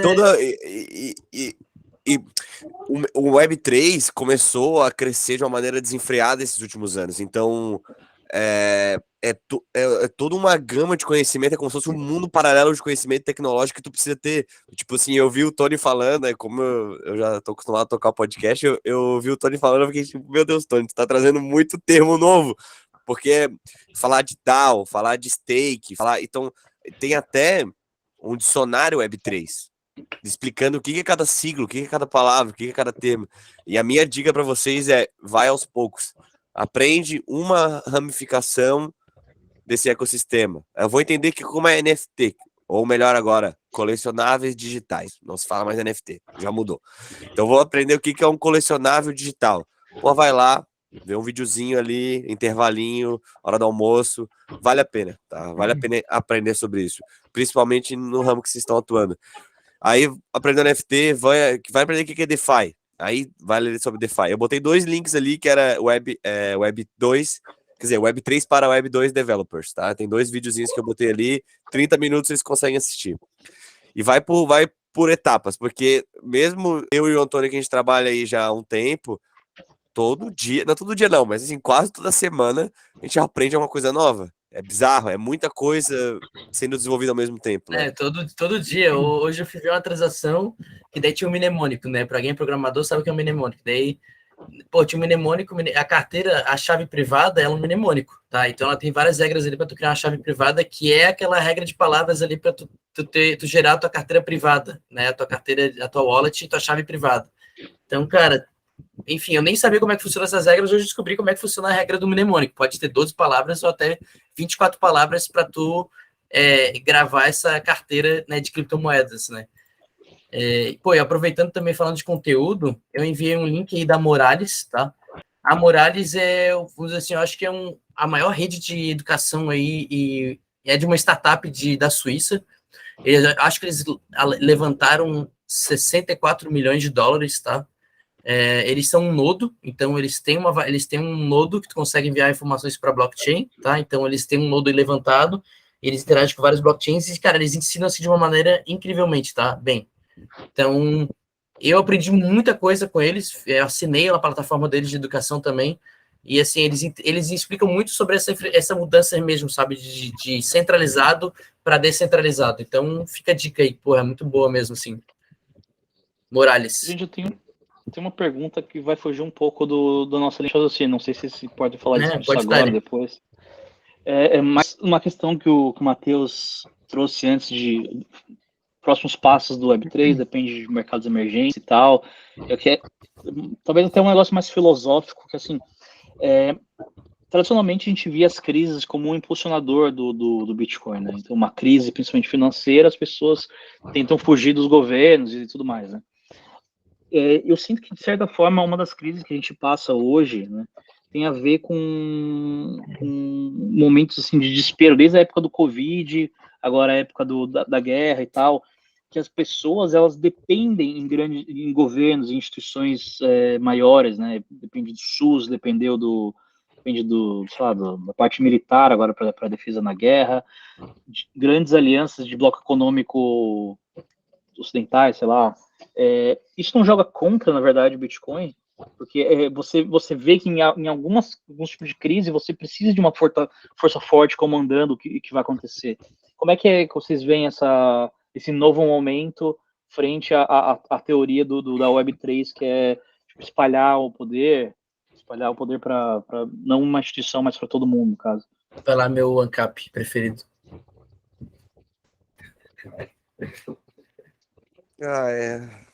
Poxa, difícil responder isso. Até a fuga, né, às vezes a galera fala em crise da democracia que a gente está tendo, que está ocasionando grandes polos e tal, e de certa forma o Web3 é democratizar mais tudo, talvez, né? O que me vem na cabeça, o meu primeiro projeto que vem na cabeça é um projeto, que agora eu tô me sentindo um merda, que eu esqueci o nome, que é um projeto que eu encontrei no Ethereum Hill em março do ano passado. Eu não vou lembrar, depois eu vou lembrar o nome, depois eu mando para vocês, que era a democratização de instituições financeiras para comunidades, no caso, para favelas ali do Rio de Janeiro. E o projeto tinha como objetivo empoderar os jovens da comunidade de certa maneira que depois de um tempo já existiam indicativos, indicadores de que estava fazendo efeito, ou seja, tinha jovens, né, trabalhando, seja como gestor de comunidade, como, enfim... Não é o Crypto Hub lá, do Rio de Janeiro? CryptoHub, não, acho que não. Não, do Douglas? Eu Tá. acho que o cara, um dos desenvolvedores disso, um dos caras que comandava isso, foi meu professor do MBA, viu? Eu acho que eu tô reconhecendo esse projeto que tu falou. Não tô lembrando o nome dele agora. E daí, depois de um tempo, eles já tinham indicativos onde esses jovens, tinha mais gente na comunidade com uma carteira na Binance do que uma conta em banco, né? Então, podiam acessar todas essas funcionalidades de ter uma instituição financeira, né? Óbvio, né? A gente comentou sobre isso, né? Ter uma carteira na Binance, que é uma empresa centralizada, não é o ideal, porém, é uma porta de entrada hoje para o mercado, né? Então, eu penso nisso quando a gente fala sobre a fuga, né? Eu acho que depende um pouco de equilibrar isso, iniciativas centralizadas que tenham um futuro descentralizado, né? Tipo, por exemplo, as DAOs, né? As DAOs começam como uma iniciativa centralizada e a tendência delas é que elas se tornam descentralizadas. Eu acho que depende de boas iniciativas puras, né? Porque é difícil, o cara começa um projeto centralizado e vai querer abrir mão da grana, né? Então, eu acho que eu tenho um ponto que vai reforçar muito isso, assim. O que vai mudar muito e por que vai trazer essa disrupção tão grande, e a massa, quanto mais a pessoa observar esse valor, mais vai realmente em busca disso, né? Seja empresas ou seja a pessoa física de fato, e como essa tese é forte, né? Eu acho que o que mais empodera todas as pessoas, né, é a propriedade, né? Imagina que hoje o teu dinheiro, né, que está em todos os teus bancos, é um número, né? Então, isso não existe propriedade alguma do teu dinheiro, né? É diferente do dinheiro da tua nota impressa, com um registro, né, emitido lá pelo Banco Central, que está na tua carteira. Hoje, eu digo que a cripto, ela é como se fosse o dinheiro impresso pelo Banco Central, que ela está na tua carteira digital, porque ela é de verdade o teu dinheiro, né? Quando tu falando de tu precisa ali do Open Banking. Por que tu precisa do Open Banking? Porque um banco, ele confia em ti, porque ele tem um KYC e ele entende todas as tuas dívidas e quanto tu tem dinheiro no banco, né? E ele abre o Open Bank para outra empresa, e daí outra empresa ela começa a te dar crédito, ou te possibilita um crédito, né? Porque ela abriu essa informação para outro banco, que é um número do banco de dados. Agora, diferente de cripto, né? Existe uma coisa muito forte que agora é por tu ter a propriedade dessa criptomoeda, tu consegue deixar o teu dinheiro colateralizado. Ou seja, tu deixa o teu dinheiro em troca num contrato inteligente. Ou seja, tu deixa o teu dinheiro ali, ó. Porra, a gente tá negociando aqui, ó. Aperta a mão do Francisco e fala: quando tu vender a tua casa, quando tu me dá a tua casa, transferir a tua casa pro meu nome, o meu dinheiro vai pra tua carteira.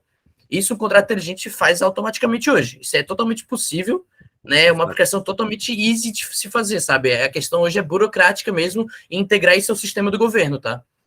Então, hoje, essa questão de tu ter a propriedade do dinheiro, eu acho que é a coisa mais revolucionária mesmo, porque tu vai conseguir pegar empréstimos deixando um dinheiro em troca, né? Então, tipo, é muito mais palpável essas questões de trocas de valor, né? Então, a troca de valor ela é muito mais palpável do que apenas números de banco de dados, né? Então, eu acho que essa é a maior virada de chave, assim. E tu poder transacionar pouco dinheiro, né? Poucas frações de dinheiro, e tu ter um dinheiro que não vai ser impactado por políticas públicas, né? Isso também cada vez está sendo visto por países aí que estão tendo políticas, né, totalmente aí, enfim, que estão inflacionando o nosso dinheiro, né? Mas como a partir do momento que os grandes bancos e os governos começam a comprar Bitcoin também, até que ponto eles não são de fato, eles não conseguem arbitrar com arbitrar ou mexer nele, né? Essa é uma preocupação, né? As grandes baleias então, né? Tópico meio conspiracionista, né? Mas assim, a preocupação que existe é justamente isso, né? Mantém-se quem controla, só muda o como, né? Então tem essa preocupação. Como é que a gente combate isso? Principalmente agora com o Proof of Stake, mas diminuindo a fração de quanto pode transacionar esse dinheiro, aumentando a liquidez desses mercados, diminuindo as taxas de transação, tudo isso vai facilitando cada vez mais, eu acho, o consumidor, vamos dizer assim, o trader de varejo, a pessoa física, poder fazer mais dinheiro, né, poder aumentar seu capital, ter outras formas de ganho e ser o seu próprio banco, né? Então, poxa, se eu tenho, enfim, nós fizemos nossa carreira aí, imagina que todo mundo aí tem 500 mil aí no banco, né? Imagina os CTOs aí de grande sucesso, fizeram, investiram, chegaram a 50, 60 anos com uma boa carteira aí, todo mundo pega 500 mil aqui, a gente vai investir, todo mundo colateralizado, a gente vira um banco, né? E a gente consegue dar liquidez, ter todo um market maker e ter todas as várias transações validadas aí através de contratos inteligentes e a gente virar um banco de fato através de contratos inteligentes. Então, acho que essa questão do contrato inteligente é a virada de chave, né? Poder realmente conectar uma empresa em outra, vários legos, né? Conectados e poder uma pessoa ser o seu próprio banco, vamos dizer assim, né? Eu acho que essa é a maior virada de chave, assim, da cripto, de fato. E a gente não vai conseguir impedir as grandes baleias, não vai conseguir impedir os grandes traders, grandes casas de investimento a fazerem suas operações, mas que, de fato, isso está mudando, e esse jogo está mudando, assim. E graças a essa tecnologia, né? Eu acho que tem um insight também, que a gente comenta algumas vezes no podcast, que é sobre a educação financeira. Eu acredito que essas últimas gerações aí, esses últimos 20 anos aí, as pessoas não sabem, tipo assim, basicamente nada sobre finanças. Nada. Tipo assim, não faz a menor ideia o que é um banco, tipo assim, como que o Nubank faz dinheiro. Tipo assim, cara, o cara tem um cartão do Nubank, ele bota lá o dinheiro lá, não sabe onde tá o dinheiro, não sabe para onde que vai, não sabe como que a empresa faz dinheiro, só, enfim, fica muito alienado. E para tu ter uma finância em Web3 hoje, no caso eu, por exemplo, tenho praticamente todo o meu dinheiro Web3, tudo em cripto, tudo. Eu recebo, trabalho, invisto, só todo mês ali eu preciso transferir de Ethereum para real para poder pagar a minha conta, porque ainda não consigo passar tudo no cartão. Mas para tu ter um mínimo assim de transações ou de presença no mercado financeiro Web3, tu precisa entender. Então, tipo assim, eu tive que aprender muito sobre coisas que hoje eu vejo que são básicas sobre o mercado financeiro ou sobre educação financeira. Então, eu acho que um insight que é interessante é que as pessoas vão ter que voltar um pouco atrás, vão ter que tirar um pouco dessa, como é que eu vou dizer, a facilidade que a tecnologia está trazendo hoje. A tecnologia está trazendo muita facilidade para as pessoas, tornando as pessoas burras, no caso.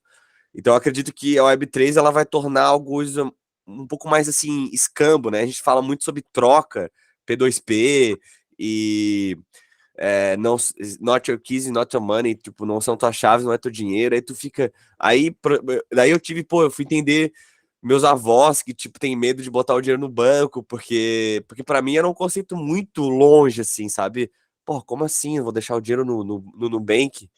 Aí eu fui entender, pô, porque o banco é uma instituição privada ali, se ele quiser sumir com o meu dinheiro e decretar que acabou e perdeu todo o meu dinheiro, pode acontecer. E justamente foi o que aconteceu com a FTX ali, sumiu o dinheiro de todo mundo. Então, mas em cima disso que você está falando, cara, eu acho que o maior problema das criptos, blockchain, Bitcoin, são a galera da comunidade dos blockchains.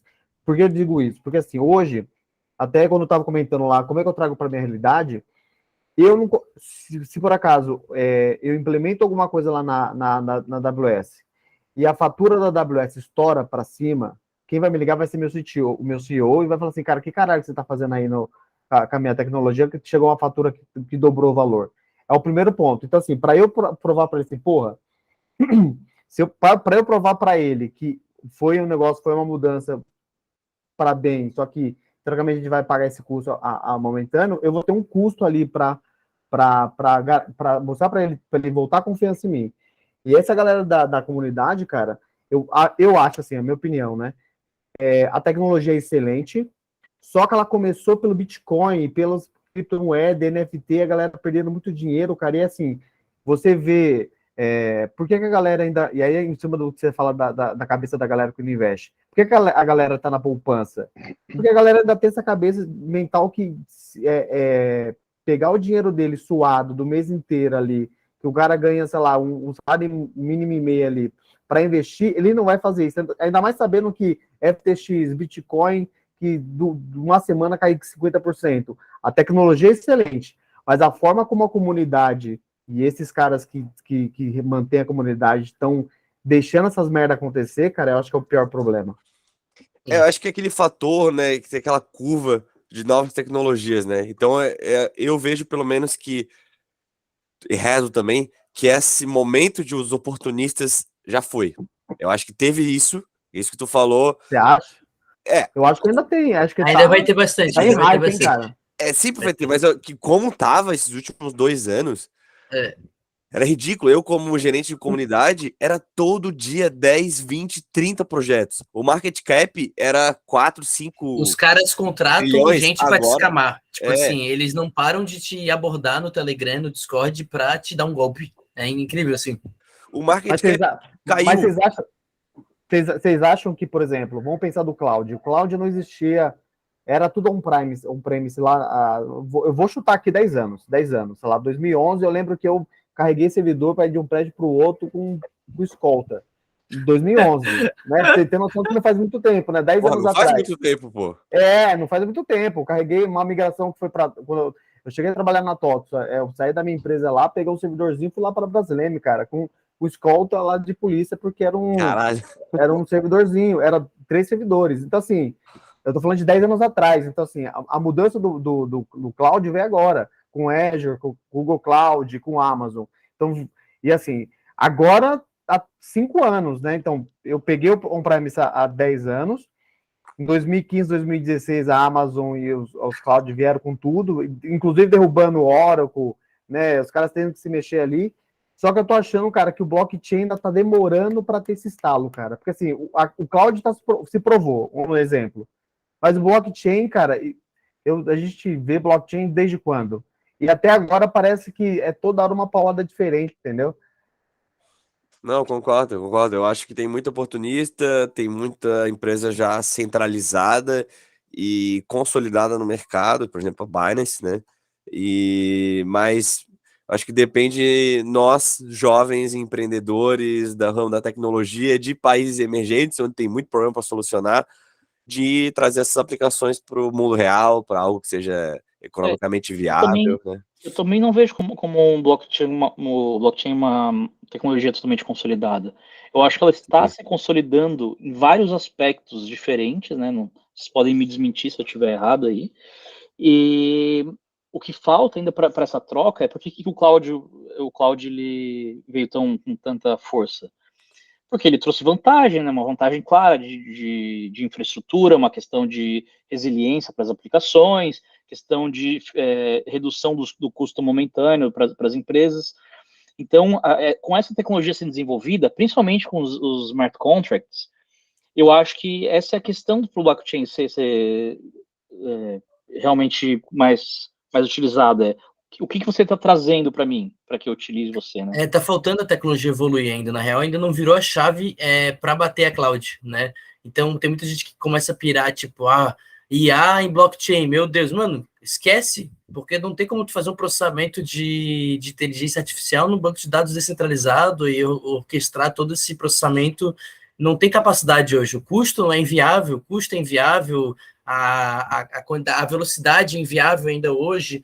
Então, se vocês, muitas vezes, talvez a gente vai sentar aqui para talvez fazer uma consultoria, a gente vai ver que não tem vantagem ainda de talvez levar a operação inteira para blockchain, porque a blockchain ainda não chegou no seu ponto de tecnologia, realmente ela está madura o suficiente.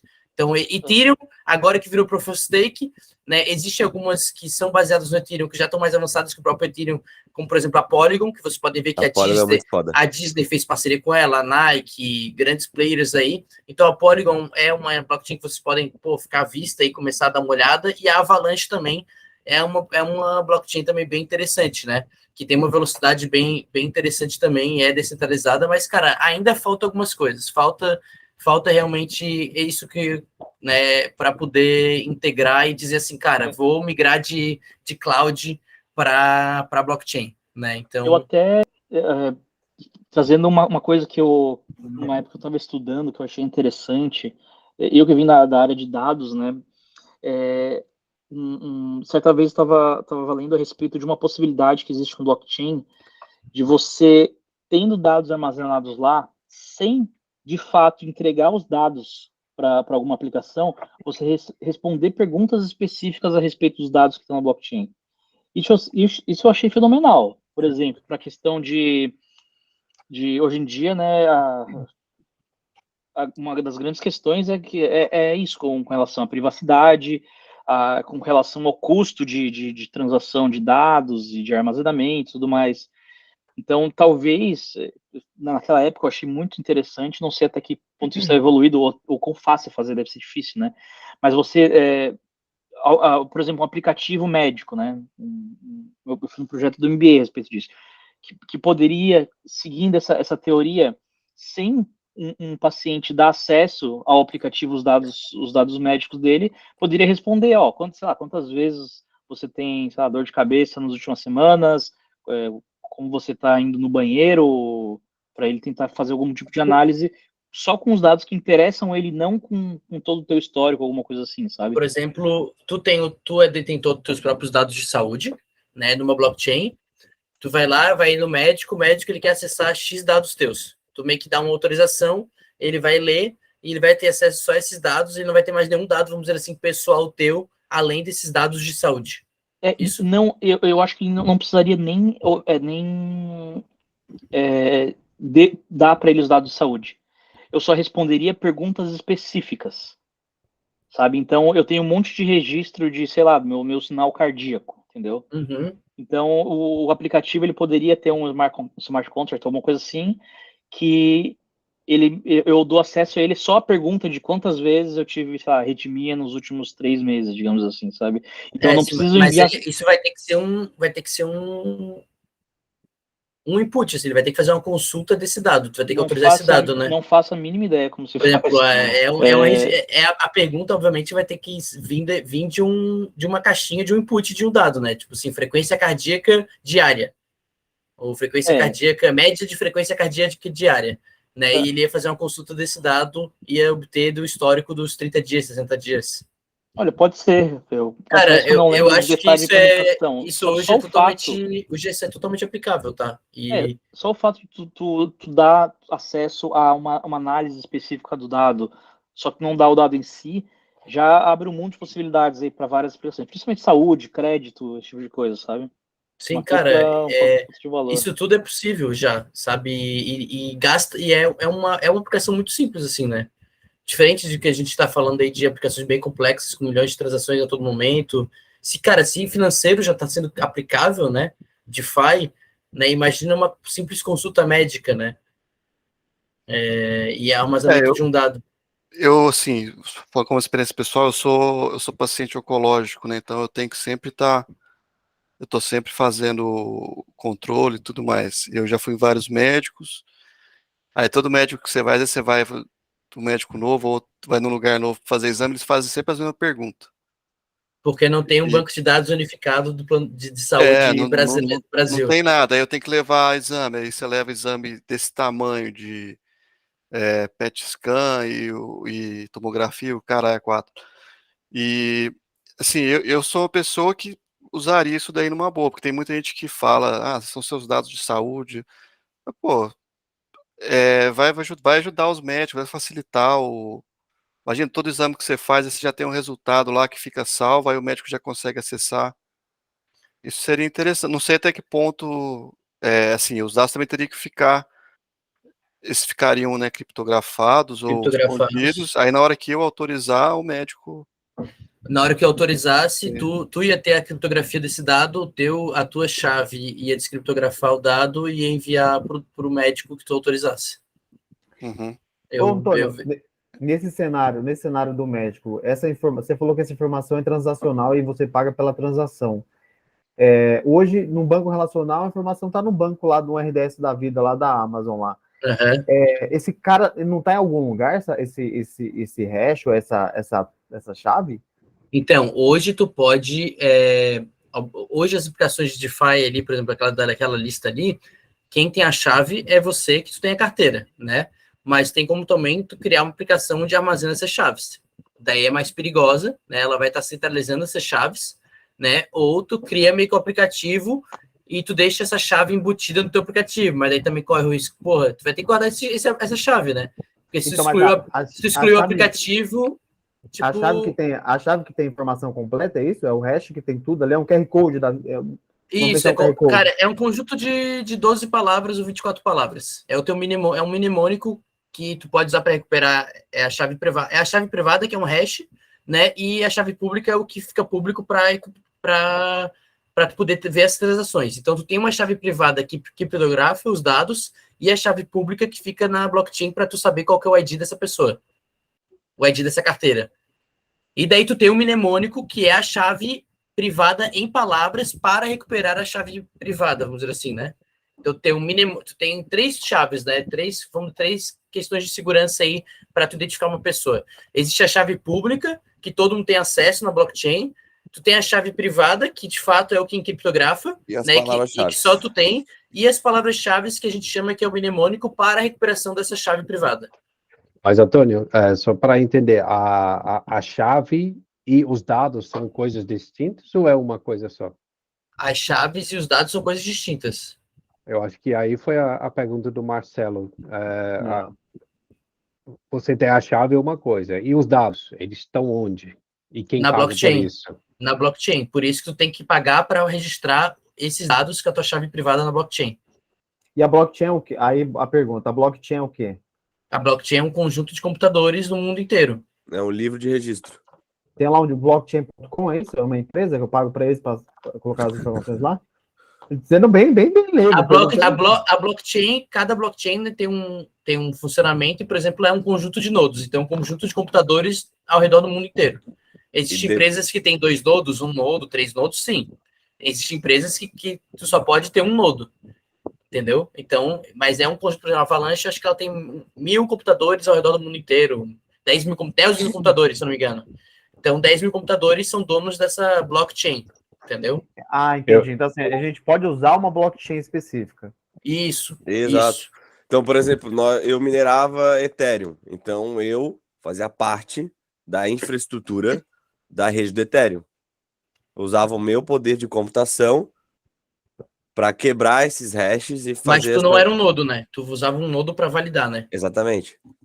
Ele era um minerador. Ele ajudava um nodo a descobrir um novo hash que ia ser para registrar um novo bloco de informações na blockchain. Exato. E aí, por exemplo, eu tenho a chave, isso que o Thiago falou, tem a chave e tem um conteúdo da chave. A chave, teoricamente, fica na frente ali do meu conteúdo, e essa informação é que vai para o blockchain, e aí o blockchain valida essa informação, se é correta.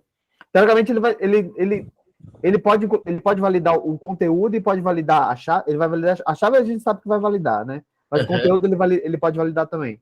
Também pode validar. Então, Depende da regra do contrato inteligente. No exemplo do Léo aí, que o Léo tá falando que ele faz vários exames sempre, rotineiro, e aí, teoricamente, se tivesse alguma coisa centralizada, vamos falar no blockchain, ou pode ser no blockchain da Ethereum lá, a gente mandaria a informação da chave privada do Léo, mais os dados médicos dele, que teoricamente que o Francisco falou que ele quer permitir, que permitem o acesso às informações complementares, manda isso para lá, e aí os nodos vão validar essa solicitação e vão devolver para ele a informação. E vão registrar e vão dar um ok na transação. Olha, registrou, ok, e se tu quiser, tu faz uma consulta e tu vai ter a consulta, tu vai ver a consulta daquele dado registrado na blockchain. Com aquela tua chave privada, com aquela tua chave pública. Porque a chave privada só tu tem conhecimento. Quando a gente fala de Bitcoin, o Bitcoin é tão conhecido porque ele não deixa rastros, né? Que o povo fala, né? Mas, em teoria, ele deixa rastro do jeito que você deixa falou, tudo. Né? Tudo está registrado numa rede. É só tu abrir a rede ali, tu consegue ver todas as transações feitas no mundo inteiro. A diferença é que o consegue ver tudo. A diferença é que você não sabe quem fez, né? A diferença é que você sabe só qual a chave, né? Você sabe qual chave pública. Nem o Lula, nem o Campos Neto sabe a minha chave, então não sabe se sou eu que estou transacionando. Por isso que existe essa estratégia de revelação de quem é o dono da carteira, entendeu? Então, às vezes tem uma carteira ali na rede Ethereum, que o cara tem várias NFTs milionárias, várias não sei o que, não sei o que. Inclusive, o Snoop Dogg foi uma revelação nesses últimos, acho que foi ano passado, foi no outro. Descobriram qual é a carteira dele? Porque ele tinha um Twitter famoso, ele tinha várias NFTs e blá, blá, blá, blá. E, cara, quem que é esse cara aí? Aí o Snoop Dogg pegou e falou, essa é a minha carteira. E o bicho, tipo, ele tem muita NFT, cara. A carteira dele é, tipo, quase bilionária, assim. É multimilionária a carteira dele. Porque tu só sabia quem era a carteira, qual que é a chave. Mas tu não tem... Então, por exemplo, se tu tiver uma blockchain, tanto na blockchain pública, uma blockchain privada do governo, vamos dizer assim, uma blockchain do SUS, né? Se tu dá um input de um dado teu histórico aí de cardiológico, ou vamos dizer assim, do Leonardo, do case do Leonardo, ele vai ter um input de um dado de uma chave pública lá com os dados dele. Ninguém sabe de quem é. Só ele vai saber, porque ele sabe a chave pública dele e ele tem um acesso para desses dados que é a chave privada dele. Só para complementar, gente, lá na Holanda tem um dado único, assim, dos seus dados médicos, inclusive tem uma grande discussão e demorou muito para ser implementado justamente por questão de segurança de dados de informação. Só que hoje já está implantado de formato Web 2. O que seria a vantagem, já que Web 2 já está tratando essa questão de segurança de dados, você tem que dar um OK antes do médico poder acessar. Qual seria a vantagem adicional para tornar isso um Web 3? Deve ter uma aplicação, igual que o Francisco fala, né? Tem que ter um business case para o pessoal investir em conhecimento e investir em essa mudança, essa transição. Vocês têm uma por ideia? exemplo, assim, sei lá, vamos pensar nos dados das Olimpíadas, sei lá, vai que tu faz um registro aí para tu ver se alguém tá tomando droga, né, para um processo de antidoping, né? Daí tu começa a registrar todos esses dados aí no blockchain. Se tu tiver um amigo teu ali, né, conhecido que por exemplo, coordena essa blockchain, esse banco de dados lá da Holanda, né, se ele tiver um acesso, ele consegue dar um update no banco de dados. Sei lá, vai ter vários mecanismos de segurança, firewall, acesso, de privacidade, regras de negócio que a gente cria, que a gente sabe muito bem como a gente faz, mas, cara, sempre vai ter um jeitinho. Agora, se tivesse na blockchain, tu vai ter que alterar 51% dos computadores para alterar esse dado. Eu acho que uma forma legal de ver isso... Entendeu? Essa é uma vantagem que eu já vejo, né? Eu acho que uma forma de ver isso é sabendo que o blockchain ele resolve o problema de desconfiança, né? Então, gasto duplo e desconfiança. Sim.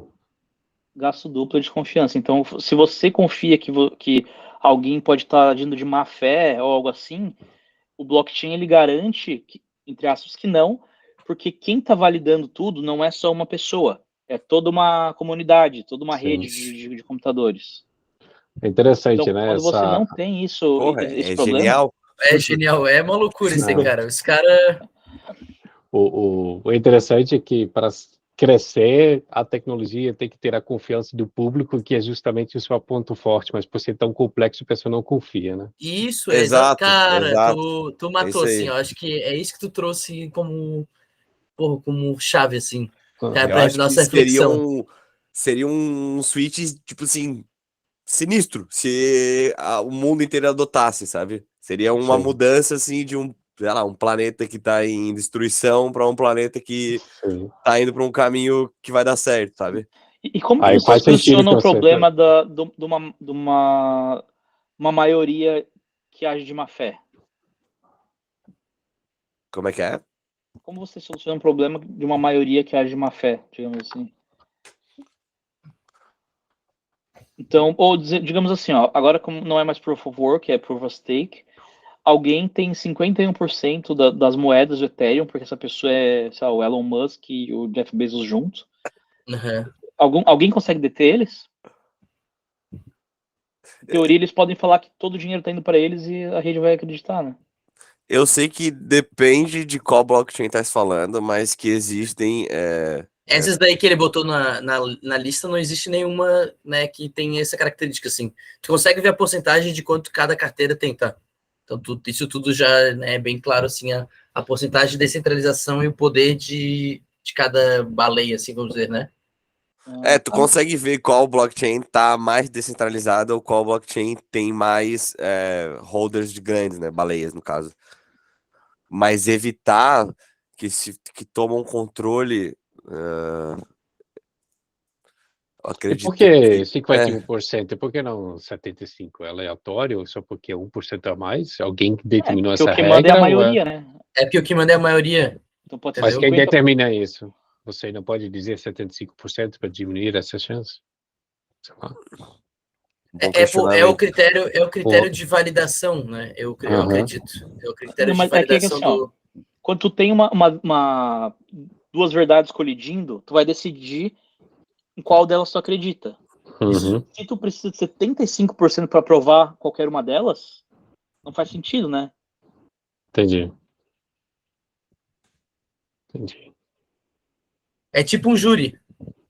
O que acontece quando tem 60%, digamos assim, falando de 40% para outra? Porque elas podem ser mutuamente exclusivas, né?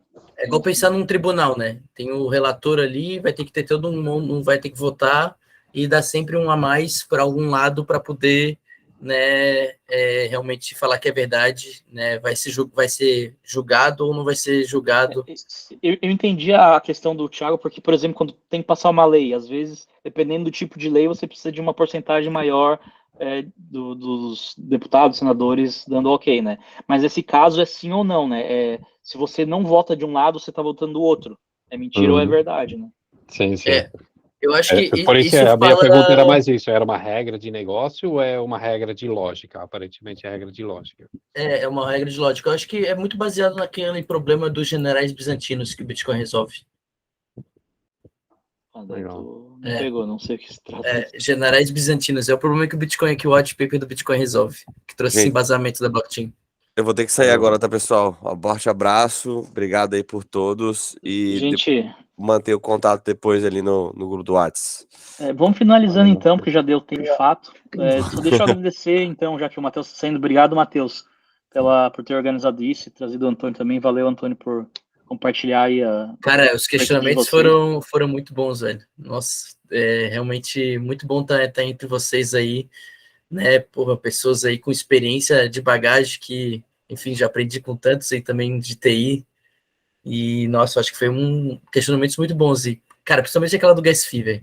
Essa daí eu vou ter que trazer uma calculadora para vocês, hein? Do quê? Do gas fee. Gas fee?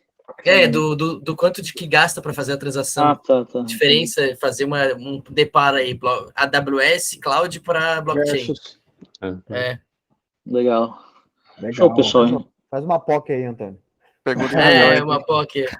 Pô, foi uma aula hoje, Antônio. Obrigadão aí pelo conhecimento compartilhado, cara, e pela discussão aqui rica de alto nível, né? Acho que... Cara, valeu aí. Foi muito bom, cara. Se conectamos aí no LinkedIn aí, cara, eu publico muita coisa aí. Minha vida é blockchain, velho. Eu espalho a palavra dessa tecnologia aí. E, enfim, tamo junto aí que precisar, enfim, né? Podemos marcar outros dias, outras palestras, outros momentos. E, enfim, vamos se ajudar, vamos se conectar aí. Show de bola, Antônio. Aproveitando o gancho, eu vou deixar também um link do podcast do Matheus. Ele está inativo agora, mas talvez volte. Então, tem um vídeo meu lá, falando sobre a Cassandra ali, que é antes que eu trabalhava. Legal, então tá aí, ó, tá no chat. O LinkedIn do Antônio já tá lá no chat também, então... Tá. É isso aí, pessoal. Obrigado, viu? Boa noite para todo mundo aí. Obrigado, pessoal. Bom descanso. Boa noite, pessoal. Boa noite. Tchau. Abraço. Até mais.